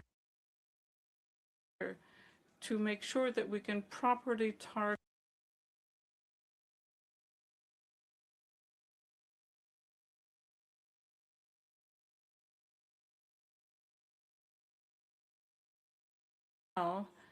for those who need support or who need shelter or accommodation facilities to host them.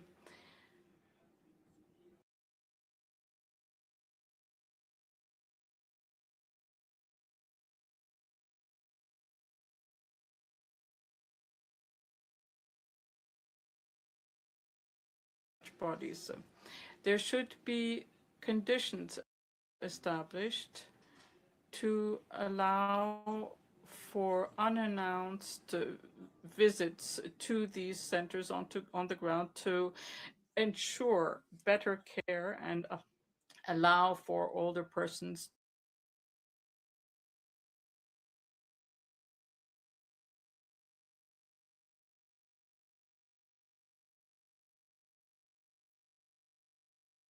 the representative of the National Center for Human Rights in Jordan.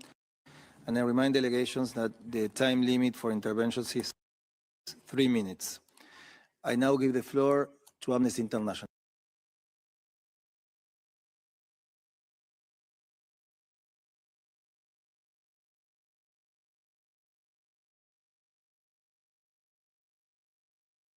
Are included in general protections of core human rights treaties.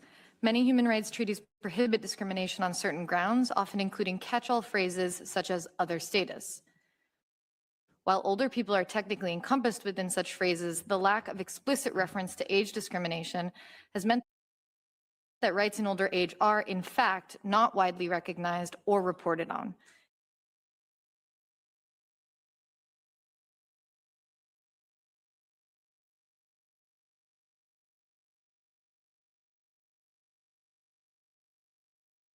Reiterate existing human rights. Rather, given the systematic neglect of older persons' rights, the instrument would serve to reinforce existing obligations and ensure that they are fully applied to older persons. It would also create standards for states to combat age discrimination at the national level, including reviews of existing policies and legislation, and ensure more comprehensive data collection regarding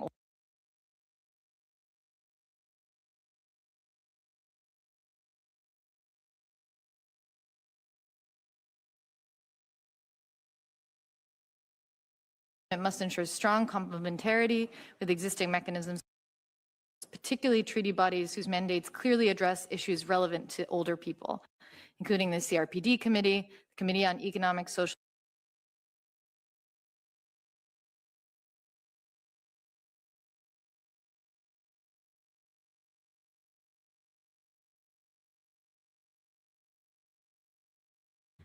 In addition to clarifying existing human rights obligations, the legally binding instrument must elaborate rights that are inadequately addressed in existing law in situations that specifically or disproportionately impact older persons.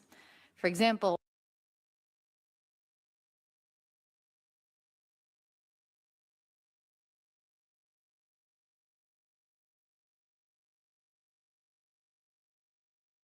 national level, and older people may be unable to access their rights due to digital exclusion. These are but a few of the many gaps that a legally binding instrument could serve to address. In conclusion, a legally binding instrument on the rights of older persons must be complementary and avoid duplication with existing instruments using existing models of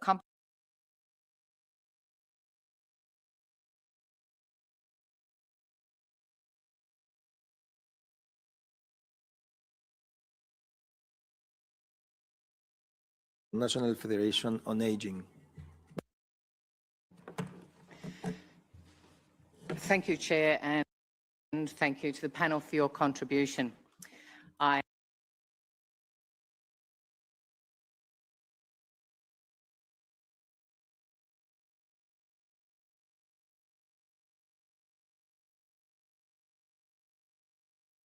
In the existing international human rights framework, the Charter of the United Nations, the Universal Declaration of Human Rights, the core international human rights treaties, and the rich jurisdiction and practice developed by treaty bodies, special procedures, and other United Nations mechanisms already provide a strong legal normative foundation, as many have already stated. Our task is to build upon that foundation, not to duplicate it.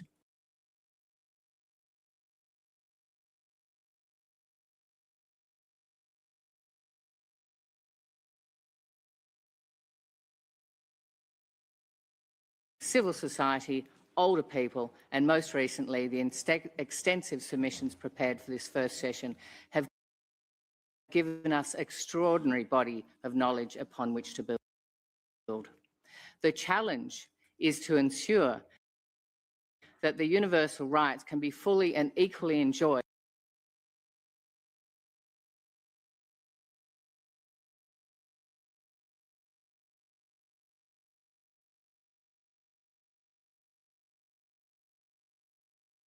system itself, while responding to the realities of longer lives in the 21st century and beyond. Human longevity is one of humanity's greatest achievements. The evolution of international human rights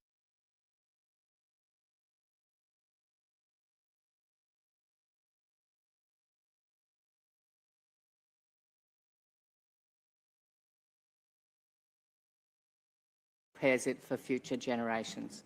Thank you. I thank the International Federation on Aging, and I now give the floor to the National Association of Community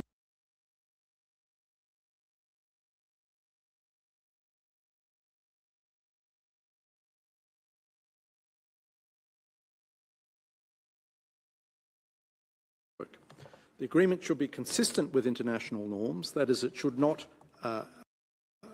undermine or regress from existing standards or interpretations, so long as they are consistent with the human rights of older persons. But we should certainly not hesitate to improve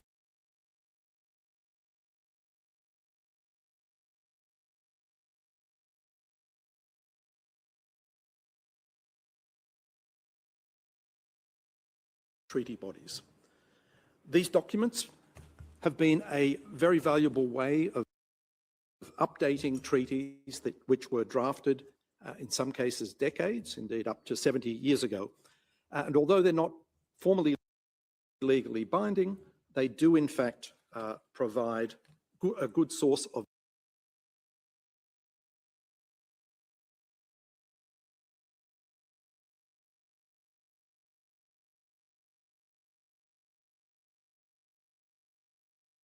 both in relation to age discrimination issues, but also in relation to more general international human rights norms. First, the general comments of the Committee on the Elimination of the Discrimination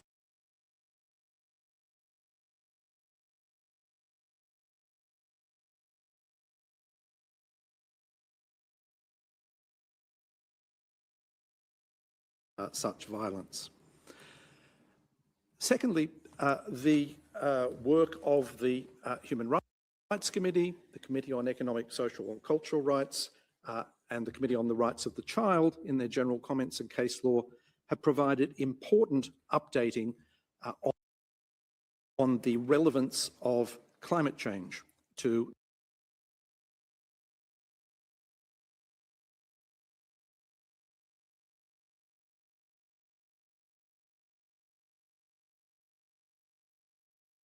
authoritative in many cases by international courts and tribunals and are drawn on by many governments. So let us not neglect those as we seek to update and bring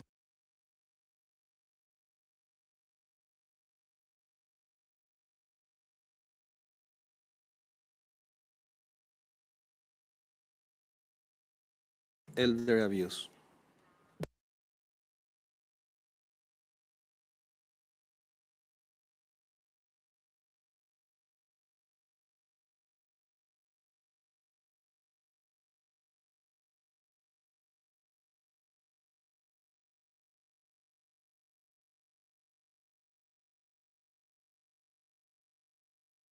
The floor.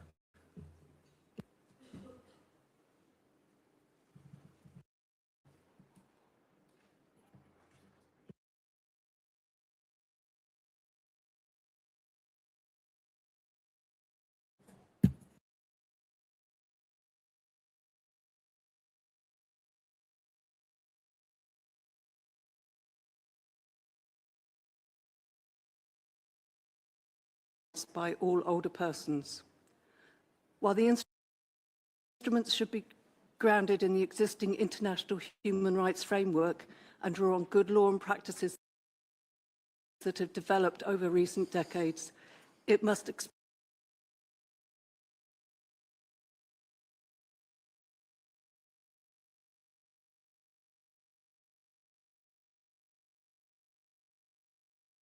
persons have. It should also provide tools for all existing conventions and committees to include the rights of older persons in their work. It must be clear and unambiguous that all older persons are rights holders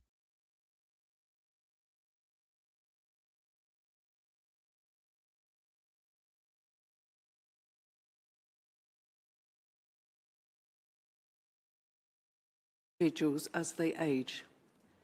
Developing a transformative and legally binding instrument that tackles the structural barriers that daily affect older persons and prevent them from the full enjoyment of their human rights is essential.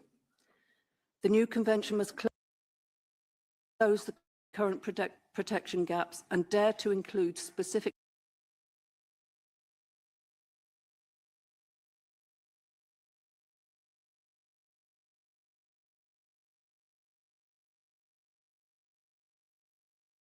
should be taken from existing treaties, over 1,000 documents and many presentations gathered over the 14 years of the open-ended working group on aging in New York, highlighting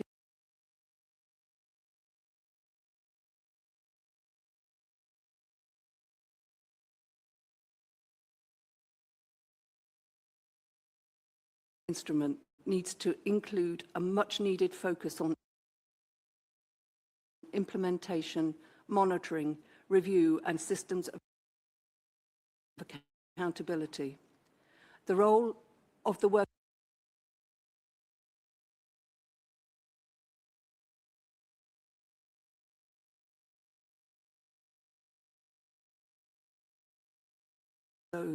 and national human rights institutes. Thank you.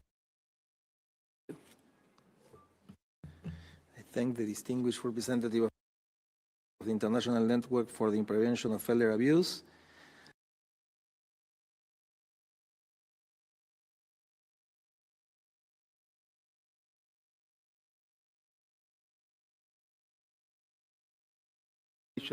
That we are not building from scratch. Yet, we must be honest. The Global South already has the largest number of older persons today.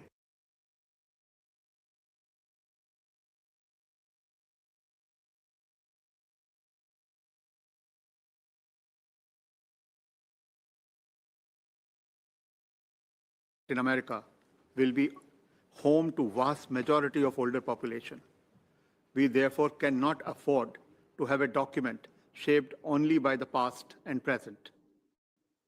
Older people in Global South continue to face severe challenges: poverty in old age, elder abuse, healthcare exclusion, weak participation mechanism, gender insensitivity, especially affecting older women,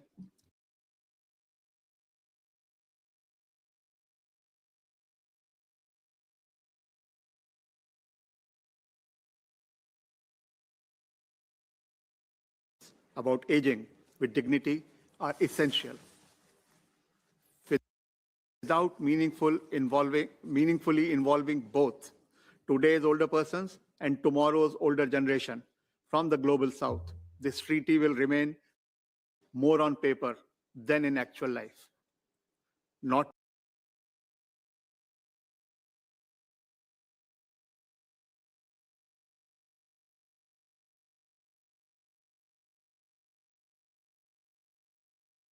from Indian villages to African cities, move from being mere numbers to active rights holder, shaping their future. And this process, nothing about us without us, must apply across generations. Thank you. Thank you. I now give the floor to the International Association.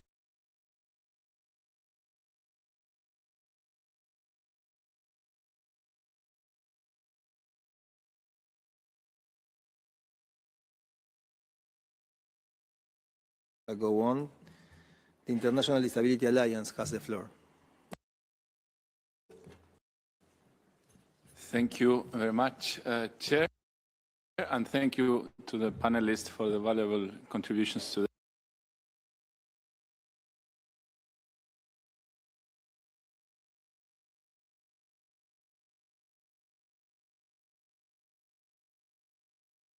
civil, political, economic, social, and cultural rights of all the persons, which upholds and builds upon relevant CAPD standards when properly addressing the specific situation of all the persons.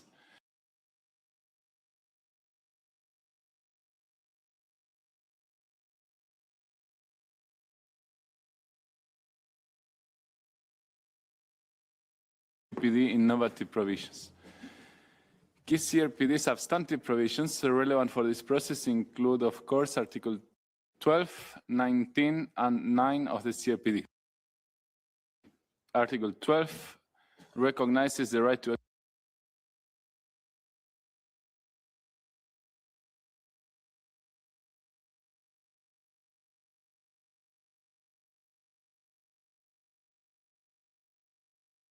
the right to live independently and be included in the community, outlaws institutionalization and ensures access to relevant services, including personal assistance, to be active members of the community and not to be segregated or isolated. Accessibility obligations across the board based on Article 9 of the CAPD and access to mobility and assistive devices should follow and further stronger CAPD standards. Always for all of these provisions when addressing the specific situation of older persons.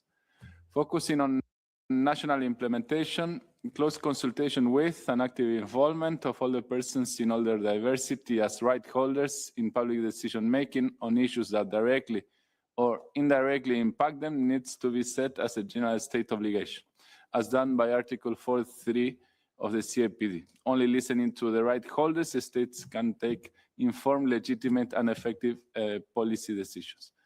Article 33(1) of the CAPD requests the states to appoint focal points within governments and suggests establishing a coordination mechanism for implementation. Inspiration should be drawn from this clause, noting that CAPD reviews have shown that these bodies require sufficient institutional relevance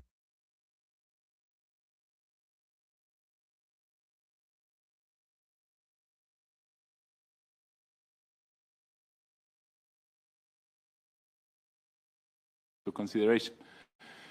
Finally, Article 32 of the CAPD addresses international cooperation and could also be considered. And in closing, a very important clause is one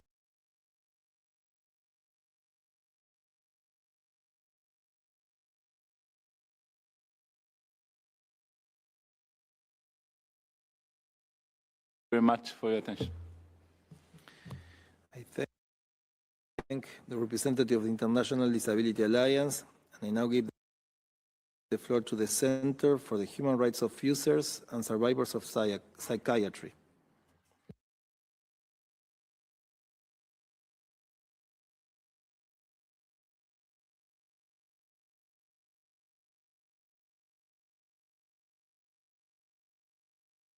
For older persons without disabilities. That's because the rights which it sets out are very important for older persons as a whole. Putting the convention, the UNCL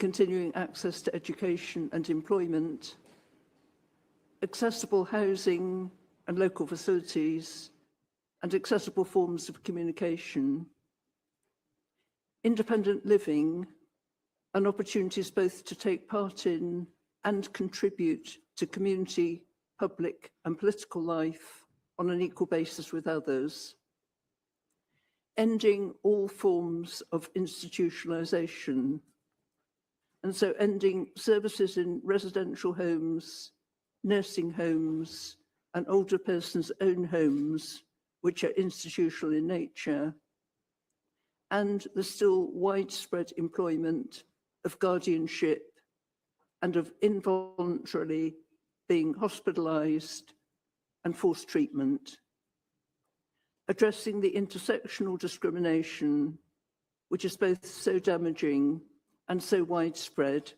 particularly for women, dealing effectively with degrading treatment, violence, and abuse, including high levels of these in institutions, having access to justice and redress when human rights breaches occur, having an influential role over law, policy, and everyday practices related to these rights. In the Treaty on the Human Rights of Older Persons, the UNCRPD articles might helpfully be applied to older persons specifically and expanded to cover particular forms of ageism. For example, the Treaty on the Human Rights of Older Persons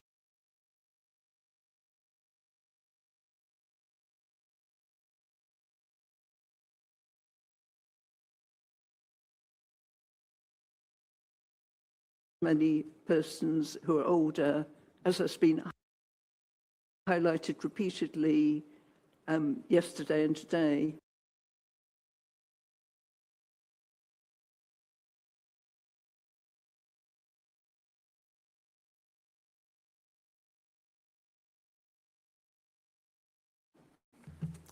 Thank you, Madam, for your contribution. I give now the floor to Qatar Foundation for Social Work.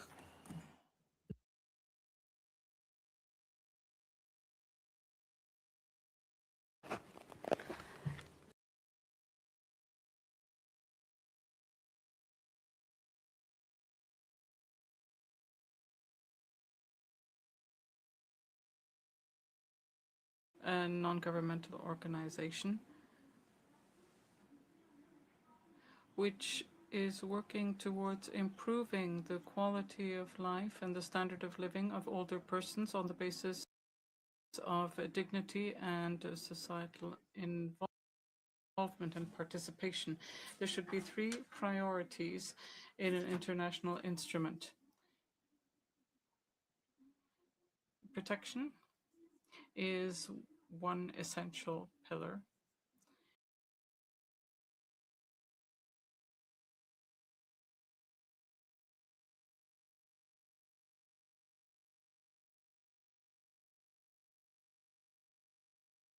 Provide the possibility for states to protect the independence and the access to services. Protection would also include a digital aspect through digital platforms to allow older persons to use them in a safe way and protect them from any exploitation or ill treatment in cyber form. This is an essential condition to have access to information and enjoy the rights to access to information. Secondly, the laws and legislations alone do not allow for the full enjoyment of rights. We must stop regarding older persons merely as users of services, but rather must see them as rights holders. And through education programs available for the whole duration of one's life and for cultural and health services, through cultural and health services, we should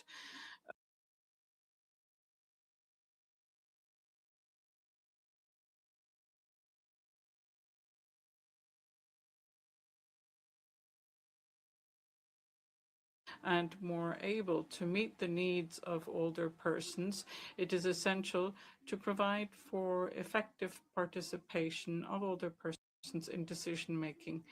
The promotion of societies that are more open to older persons is based on rights, participation and autonomy. And we hope that the instrument to come will provide the necessary framework and a unique reference to promote legislation towards these goals, to create a fairer framework and more dignity and full and effective participation. Thank you. Thank you. And I give the floor to the Japan Support Center for Activity and Research for Old People. Thank you for this opportunity. I'm Kyoe Takata. I speak on behalf of Japan Support Center for Activity and Research for Old People.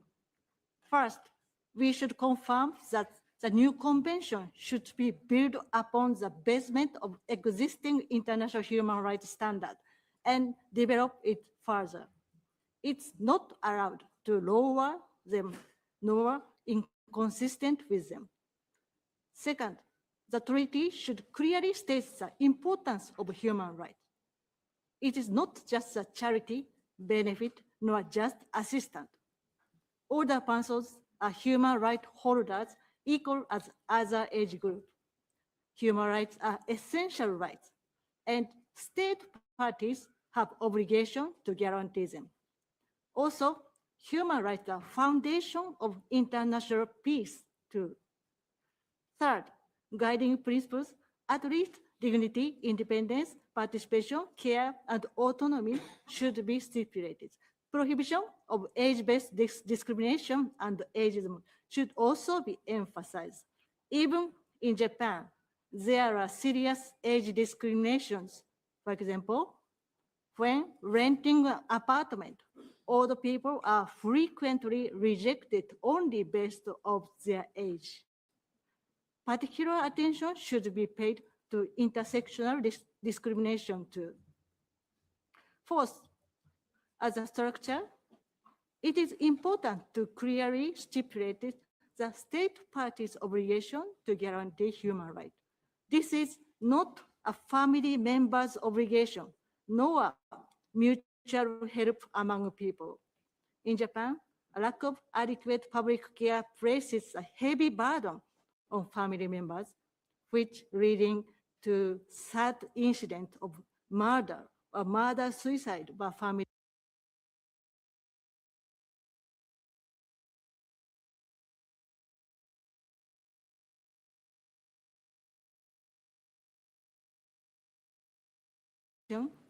It includes the obligation to use resources for protection of human rights. It is not appropriate to limit the scope of human rights protection due to an excessive focus on financial or fiscal restrictions. Thank you. Thank you. Helpage Deutschland has the floor.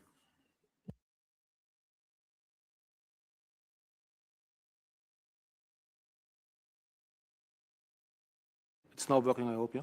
Sorry again. Thank you, Chair, and thank you to all the panelists. This morning I started with the image of a building site, so let's stick with it, a metaphor now as well, because all the panelists illustrated very clear in their fruitful statements. This working group isn't starting from a greenfield construction site, but can build on a brownfield site. The open-ended working group on aging, for example, has already compiled a large and diverse body of evidence that consistently point to gaps in the existing human rights protection of older persons. These gaps are well documented by numerous other sources too, focusing on the variety of the life course like equal access to healthcare, social protection, work, education, justice, autonomy, participation, among many others. Sorry. The challenge before this working group is not to rediscover these gaps, but to design a coherent, legally binding framework to address them. In our submission to the working group's call for inputs, Helpage Deutschland, together with its partner from civil society and academia, proposed a possible structure for the convention. The structure seeks to integrate both traditional human rights concerns and emerging issues such as digitalization, demographic change, and the rapid development of artificial intelligence, but not limited.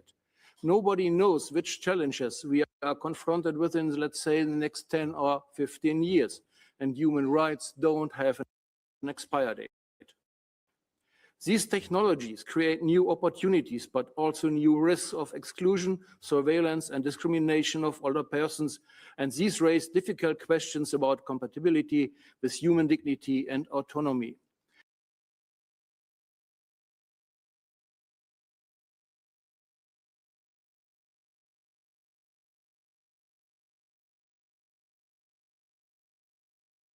And what we are listening to this afternoon should be treated as a foundation to build upon. Playing for time or reopening debates that have already reached broad convergence would risk undermining confidence in the process and the commitment to older persons' rights. Helpage Deutschland believes that the Convention can and should address both long-standing violations and new challenges in a clear, integrated way. The world has waited long enough. We must build on what we know. We don't have to start from scratch. Thank you. Thank you. I now give the floor to Silvernets EB. Thank you, Chair. Please allow me to start by expressing my appreciation to the panel. From different perspectives, they have shown this convention indeed does not have to be built from scratch. We do have a strong existing framework of human rights law and other conventions. And one thing should be crystal clear. The new convention must under no circumstances undercut existing norms.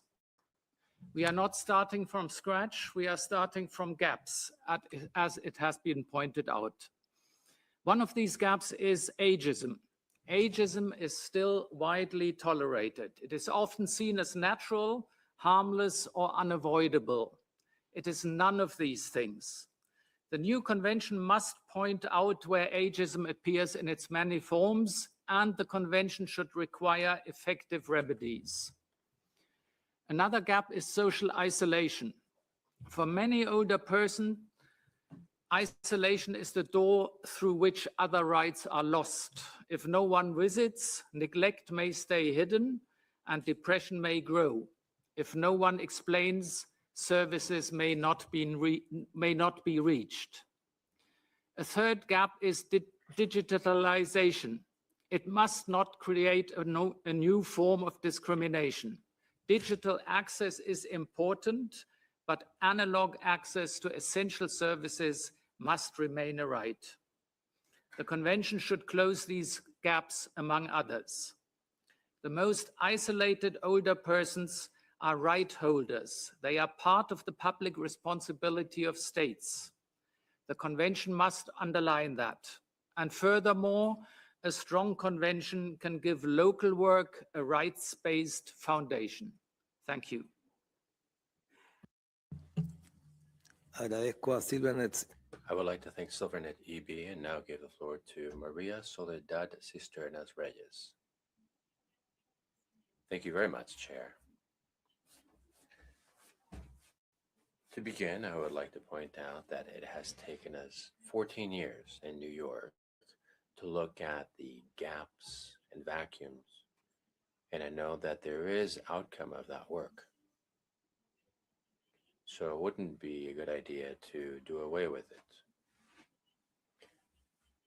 I like the title, Not Starting from Scratch, because we have made progress in the Inter-American System for the Promotion and Protection of Human Rights.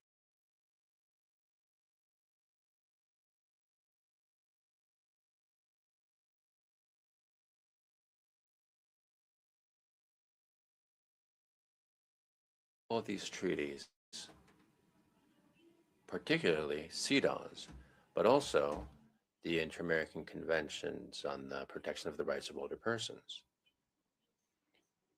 But the Convention on the Rights of Persons with Disabilities was a legal revolution. It brought about a revolution in human rights because it has two pillars.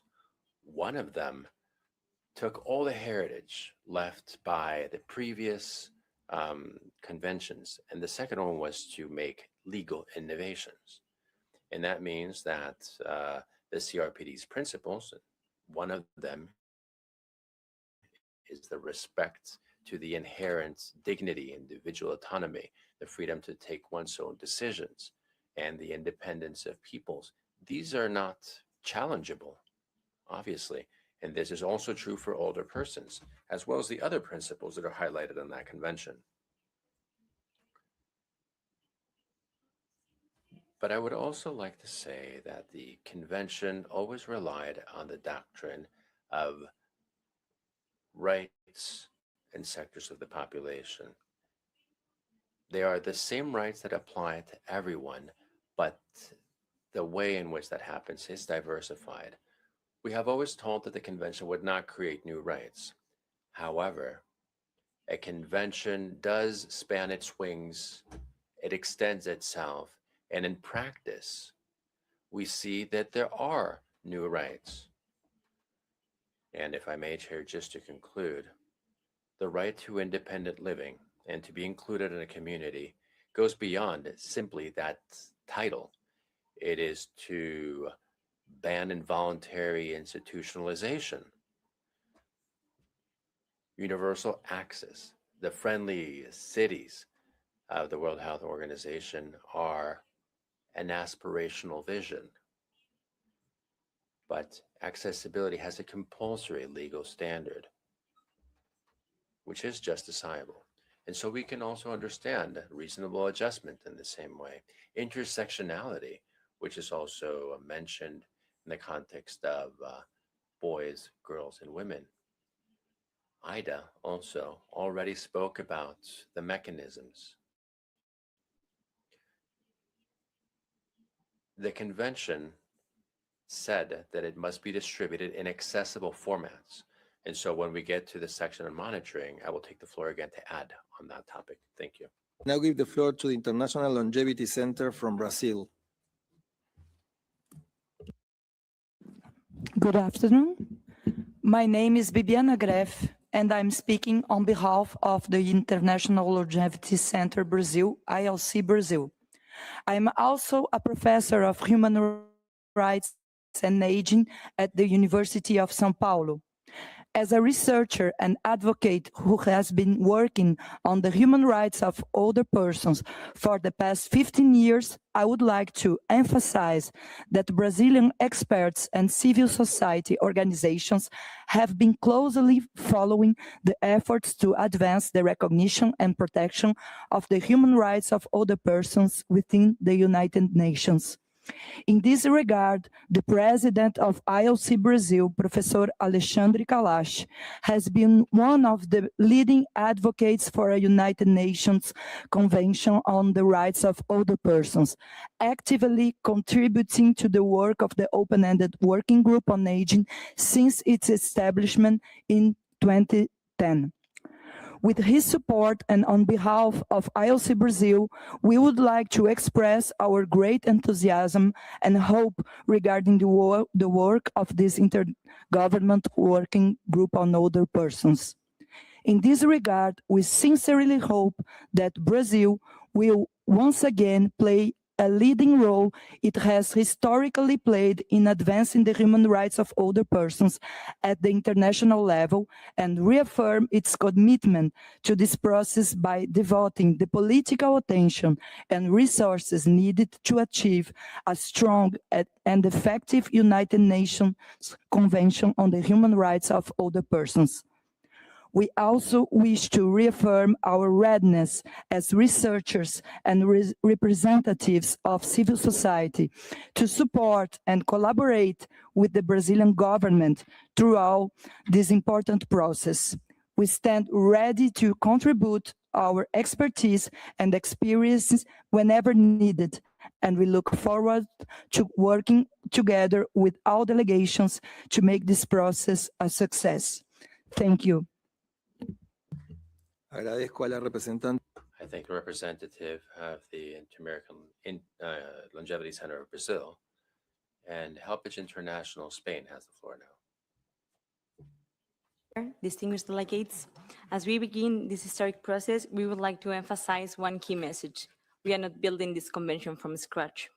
For more than 15 years, the international community has documented the human rights violations experienced by older persons and identified the gaps in existing legal frameworks. The work of the Open-Ended Working Group on Aging, the OHCR, the independent expert on the enjoyment of all the human rights by older persons, the UN treaty bodies, special procedures, regional human rights systems, civil society organizations, and most importantly, older persons themselves has provided us with a solid foundation on which to build. We have also valuable regional experience that demonstrates both the feasibility and the importance of a dedicated instrument. The Inter-American Convention and the African Protocol offer important lessons on rights, implementation, and accountability that should inform our discussions. Learning from this experience will help us avoid repeating mistakes and strengthen the future convention. At the same time, we are not starting from a blank page because we already know many of the issues that require action. Ageism remains a root cause of discrimination and exclusion. Older persons continue to face barriers to participation, autonomy, access to justice, health, care, and social protection. Emerging challenges such as digital exclusion, artificial intelligence, climate change, and humanitarian crises are also increasingly affecting the enjoyment of the right in older age.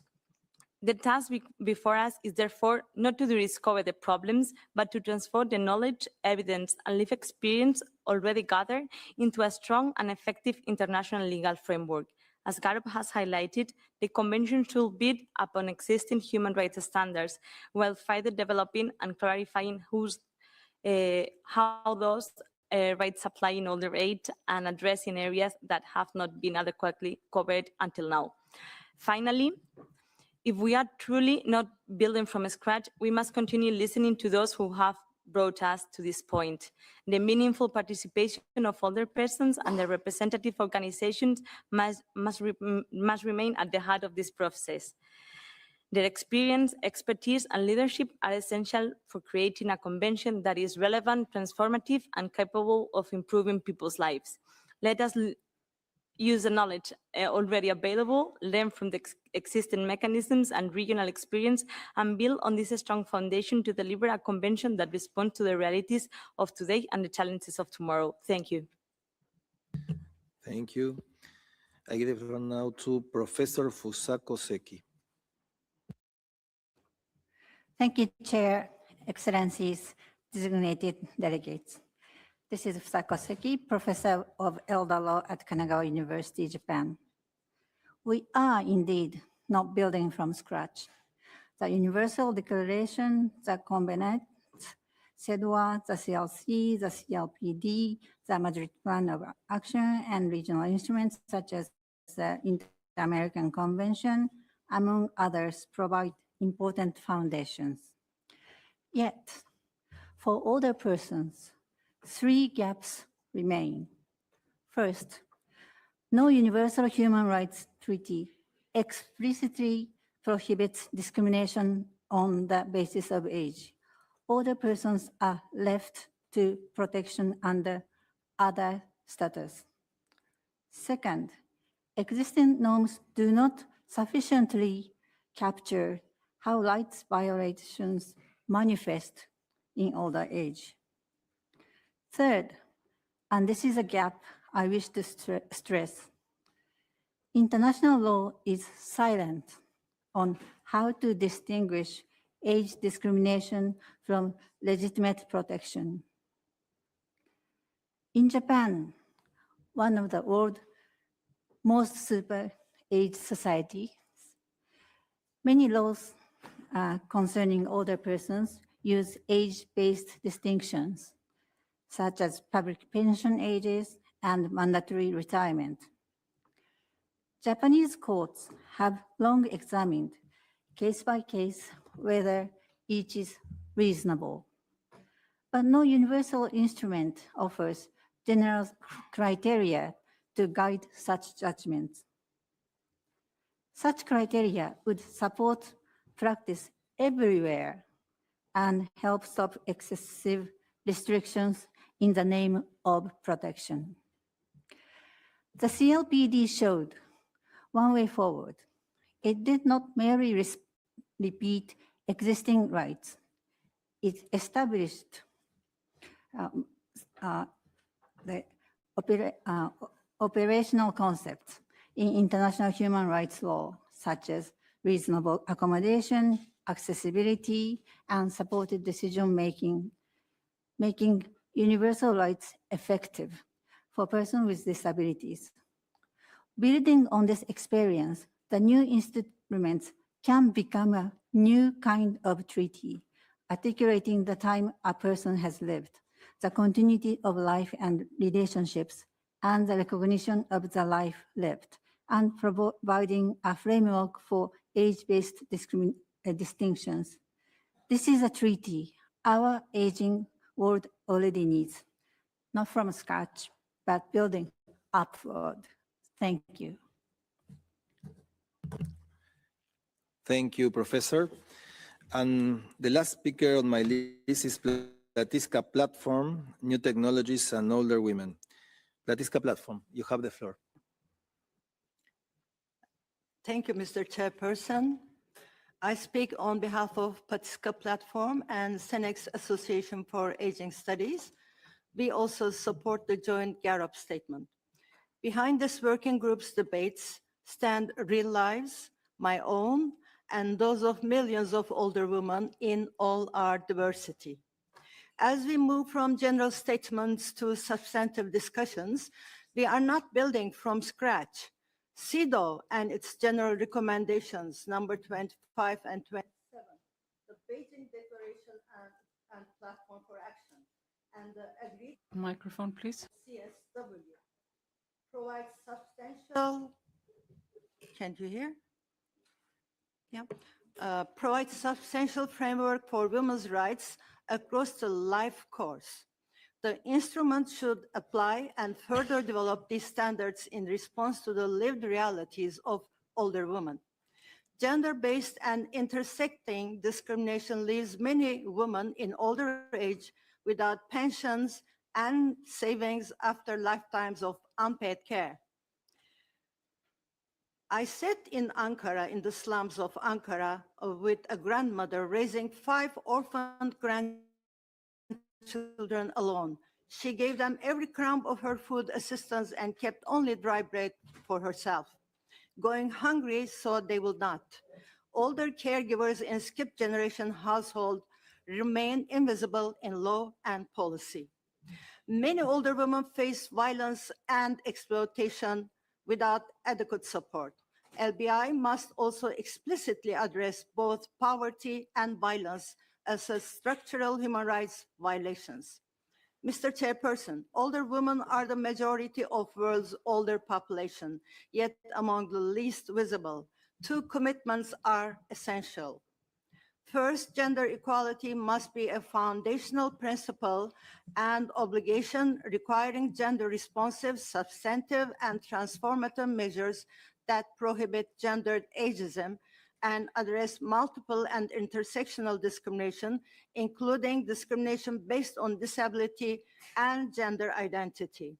Second, meaningful participation must be guaranteed for older persons, particularly older women, including NGOs without ECOSOC status, through accessible modalities addressing language and digital barriers.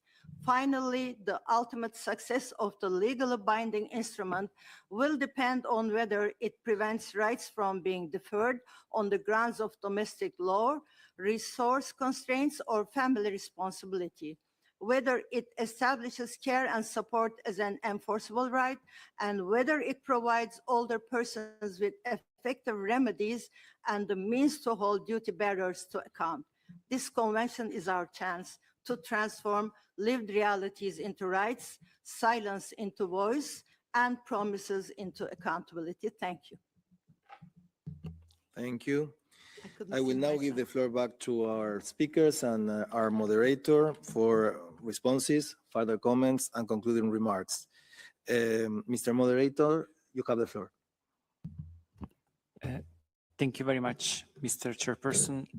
From my side, I will be very brief. I will touch upon the question that was addressed on how the work of the Open-Ended Working Group in New York built ground for the work we are doing here. Without entering in long details about how the intersessional work co-led by Brazil and Portugal conducted its work in New York, there were also three preparatory briefings before the negotiation of the recommendations. There was a briefing with the UN independent expert and by human rights treaty body, a briefing with the UN system, and a briefing with NGOs and NHRIs. So we give like a multi-stakeholder approach to the work. On the briefing of human rights treaty bodies, we had members of the Committee on Economic, Social and Cultural Rights, CEDAW and CRPD, and they all highlighted a common message in their presentations. While existing human rights treaties provide important protection, they do not adequately or comprehensively protect the rights of older persons. For example, CEDAW demonstrated that treaty bodies have sought to fill protection gaps through interpretative guidance. For example, CEDAW General Recommendation 27 on older persons. However, they also mentioned that these efforts are necessarily limited to older women and cannot address the full range of human rights issues affecting older persons. And just another case was CRPD that stressed that aging and disabilities are not synonymous.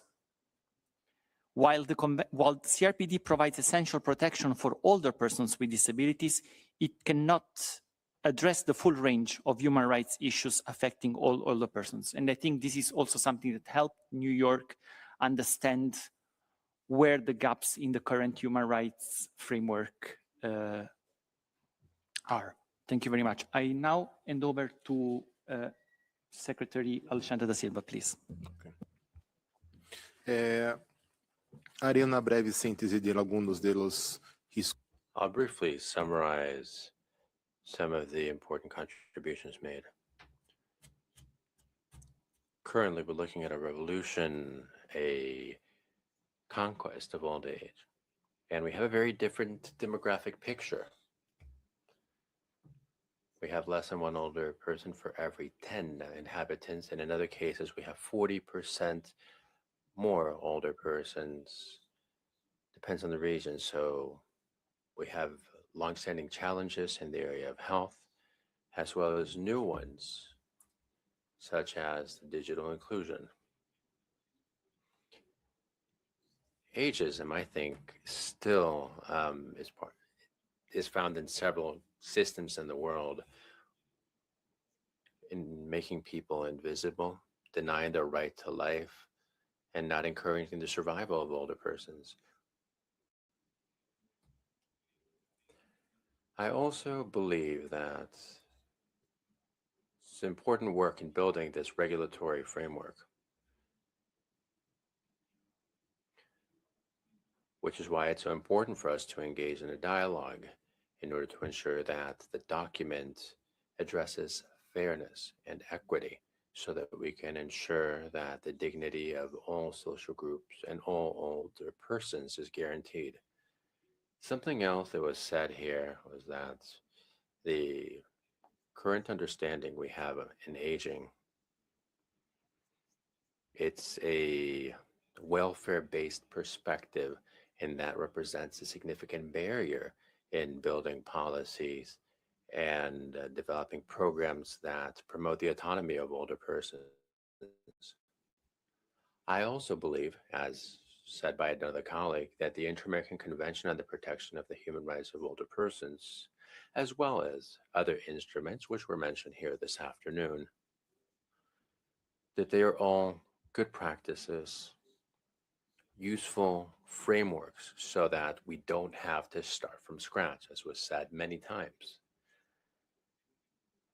We also have to have a general debate about what the working conditions of the healthcare sector professionals will be, ensuring dignified work, reducing inequality and the distribution of labor between men and women, as well as ensuring there is formal work instead of informal work. And formal work is an issue that is quite present in our work.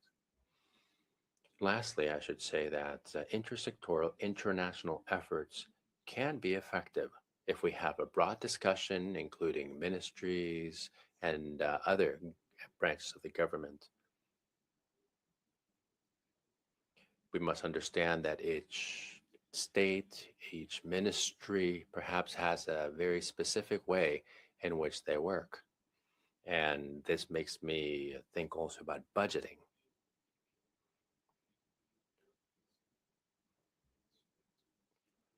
Our actions, though, our programs and our projects should be seen by older persons in their homes, in their states, in their cities, as belonging to them. And that about sums up what I wanted to share with you. Thank you.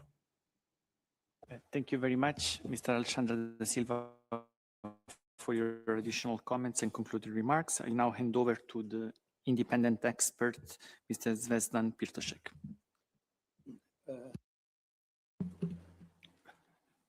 Thank you very much. Sir, as you are aware, I've just overtook my role from Claudia Mahler. I understand that actually my mandate is not really to advocate for a certain or predetermined legal outcome, but to help ensure that the human rights of older persons are effectively protected. So my role really is to assess evidence, to identify protection gaps, to listen to the states, to civil society, to national human rights institutions, but above all to older persons themselves, and to provide sort of independent opinion. This said, I must say that my first 2 months, as well as years of my work with the civil societies and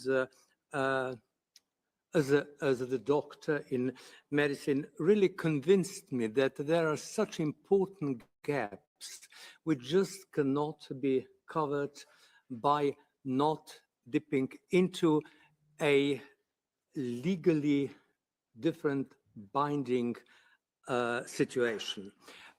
First of all, of course, it is ageism. It is so prevalent, it is so normalized. We understand that it's so normal, so, I mean, so everyday. And it can be implicit, it can be explicit, and worst of all, it can be internalized, it can be turned against yourself. We know, and I've seen it, I mean, also through my first call, which was now just finished, that of course, that no human rights treaty explicitly prohibits discrimination against age. And we are always, I mean, older people are always mentioned somewhere against and other. So they really remain invisible.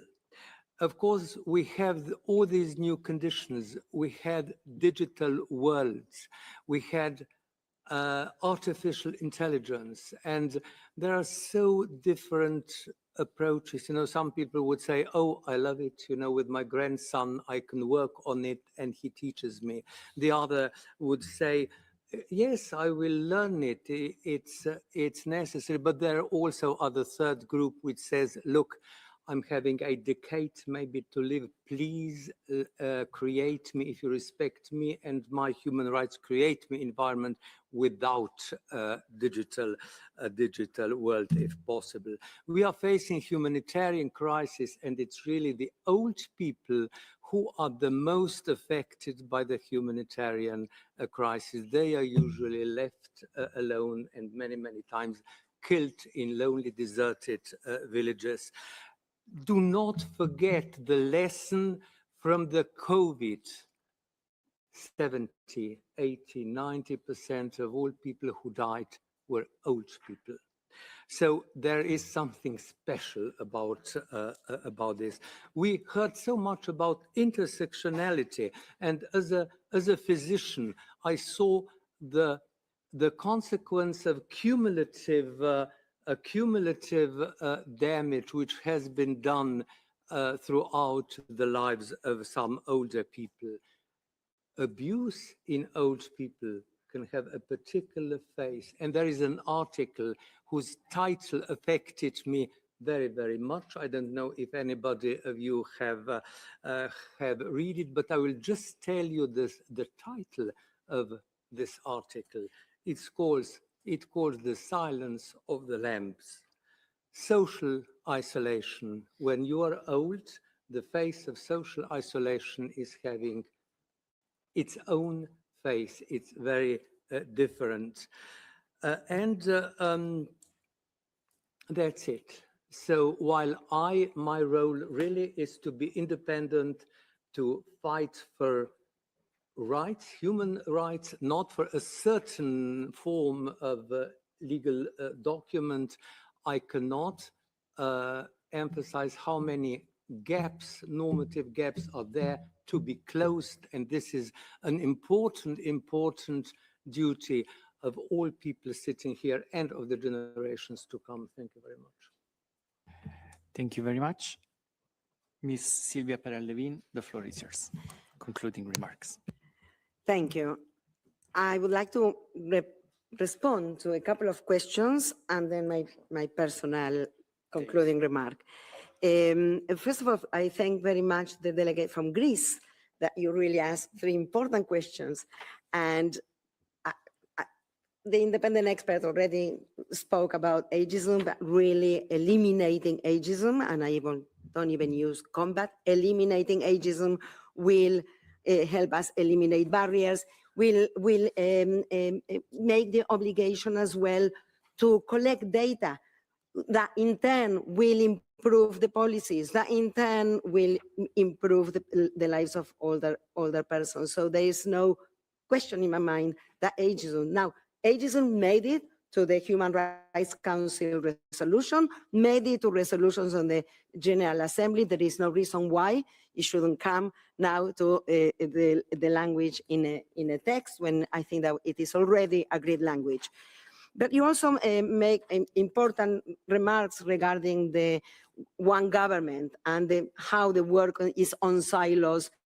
And exactly, the convention will guide member states, will guide the governments in developing the policies that do follow human rights based approach. And that really, what we learn from CRPD is that really the realities on the ground, the programming, the programs that were increased exponentially since CRPD exists. However, and that is the link, the intersection with the ageism, it doesn't really apply to all older persons because a lot of the provisions for disabilities end at a certain age. So the elimination of ageism, together with the experience of CRPD in how to implement, will help us in really working as one, but also I agree with you, the need for focal points, like the delegate from IDA mentioned, how it helped at the national level, having focal points to promote the implementation of the convention, and also was mentioned, I think, from the NHRI Thailand, the importance of the convention on installing a national mechanism by the national human rights institutions that at the moment only partially deal with older persons, but having the convention will give them the mandate to have national monitoring mechanisms.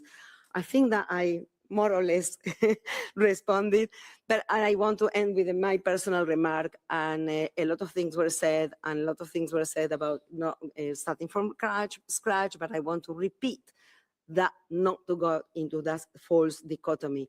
We have to do what we have to do in order to improve the rights of older persons.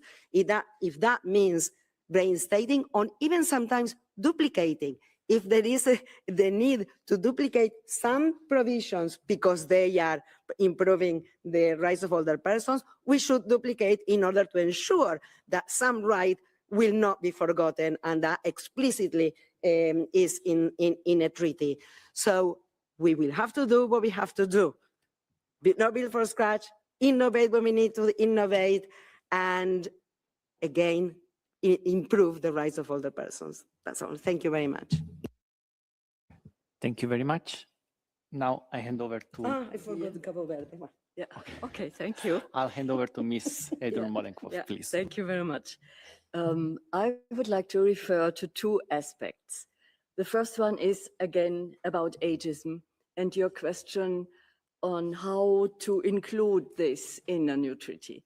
And I just would like to mention that we have an increasing body of research showing the effects, the impact of ageism on the health, on well-being, and even of life expectancy of older persons. So that's a basic we can use. Another body of knowledge we have is the research done by WHO. They have extensively published about how ageism comes to the floor, which different kinds of ageism we experience. So we can use this as well. I don't have to explain it here in detail. It's very easy to get this knowledge.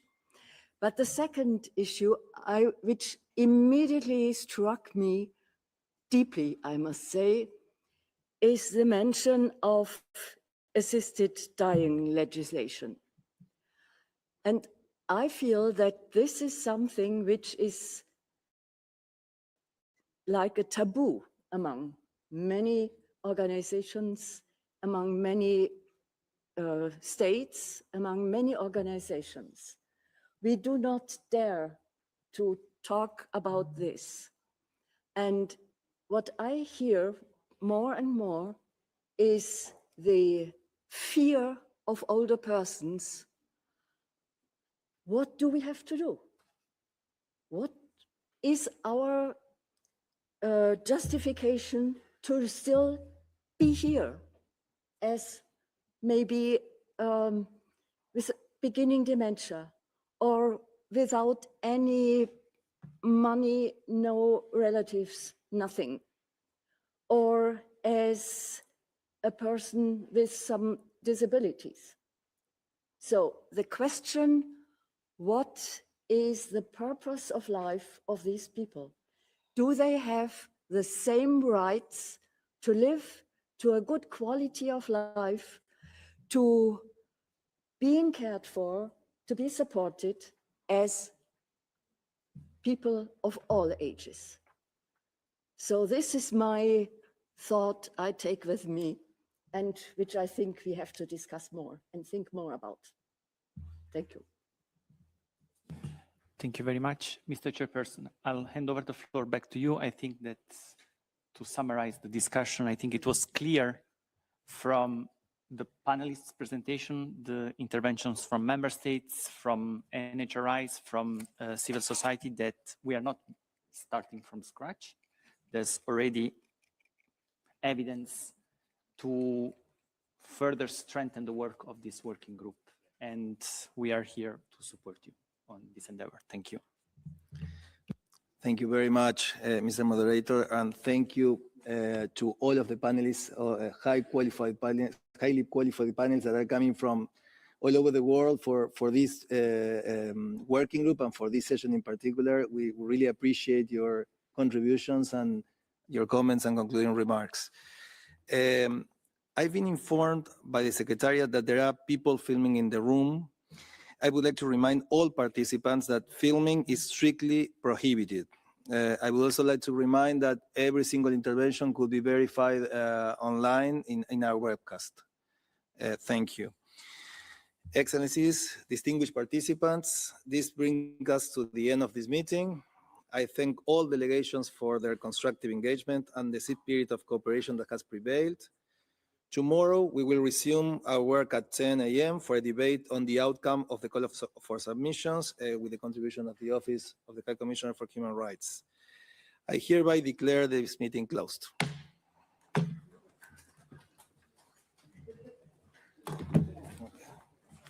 Hopefully, tell me if the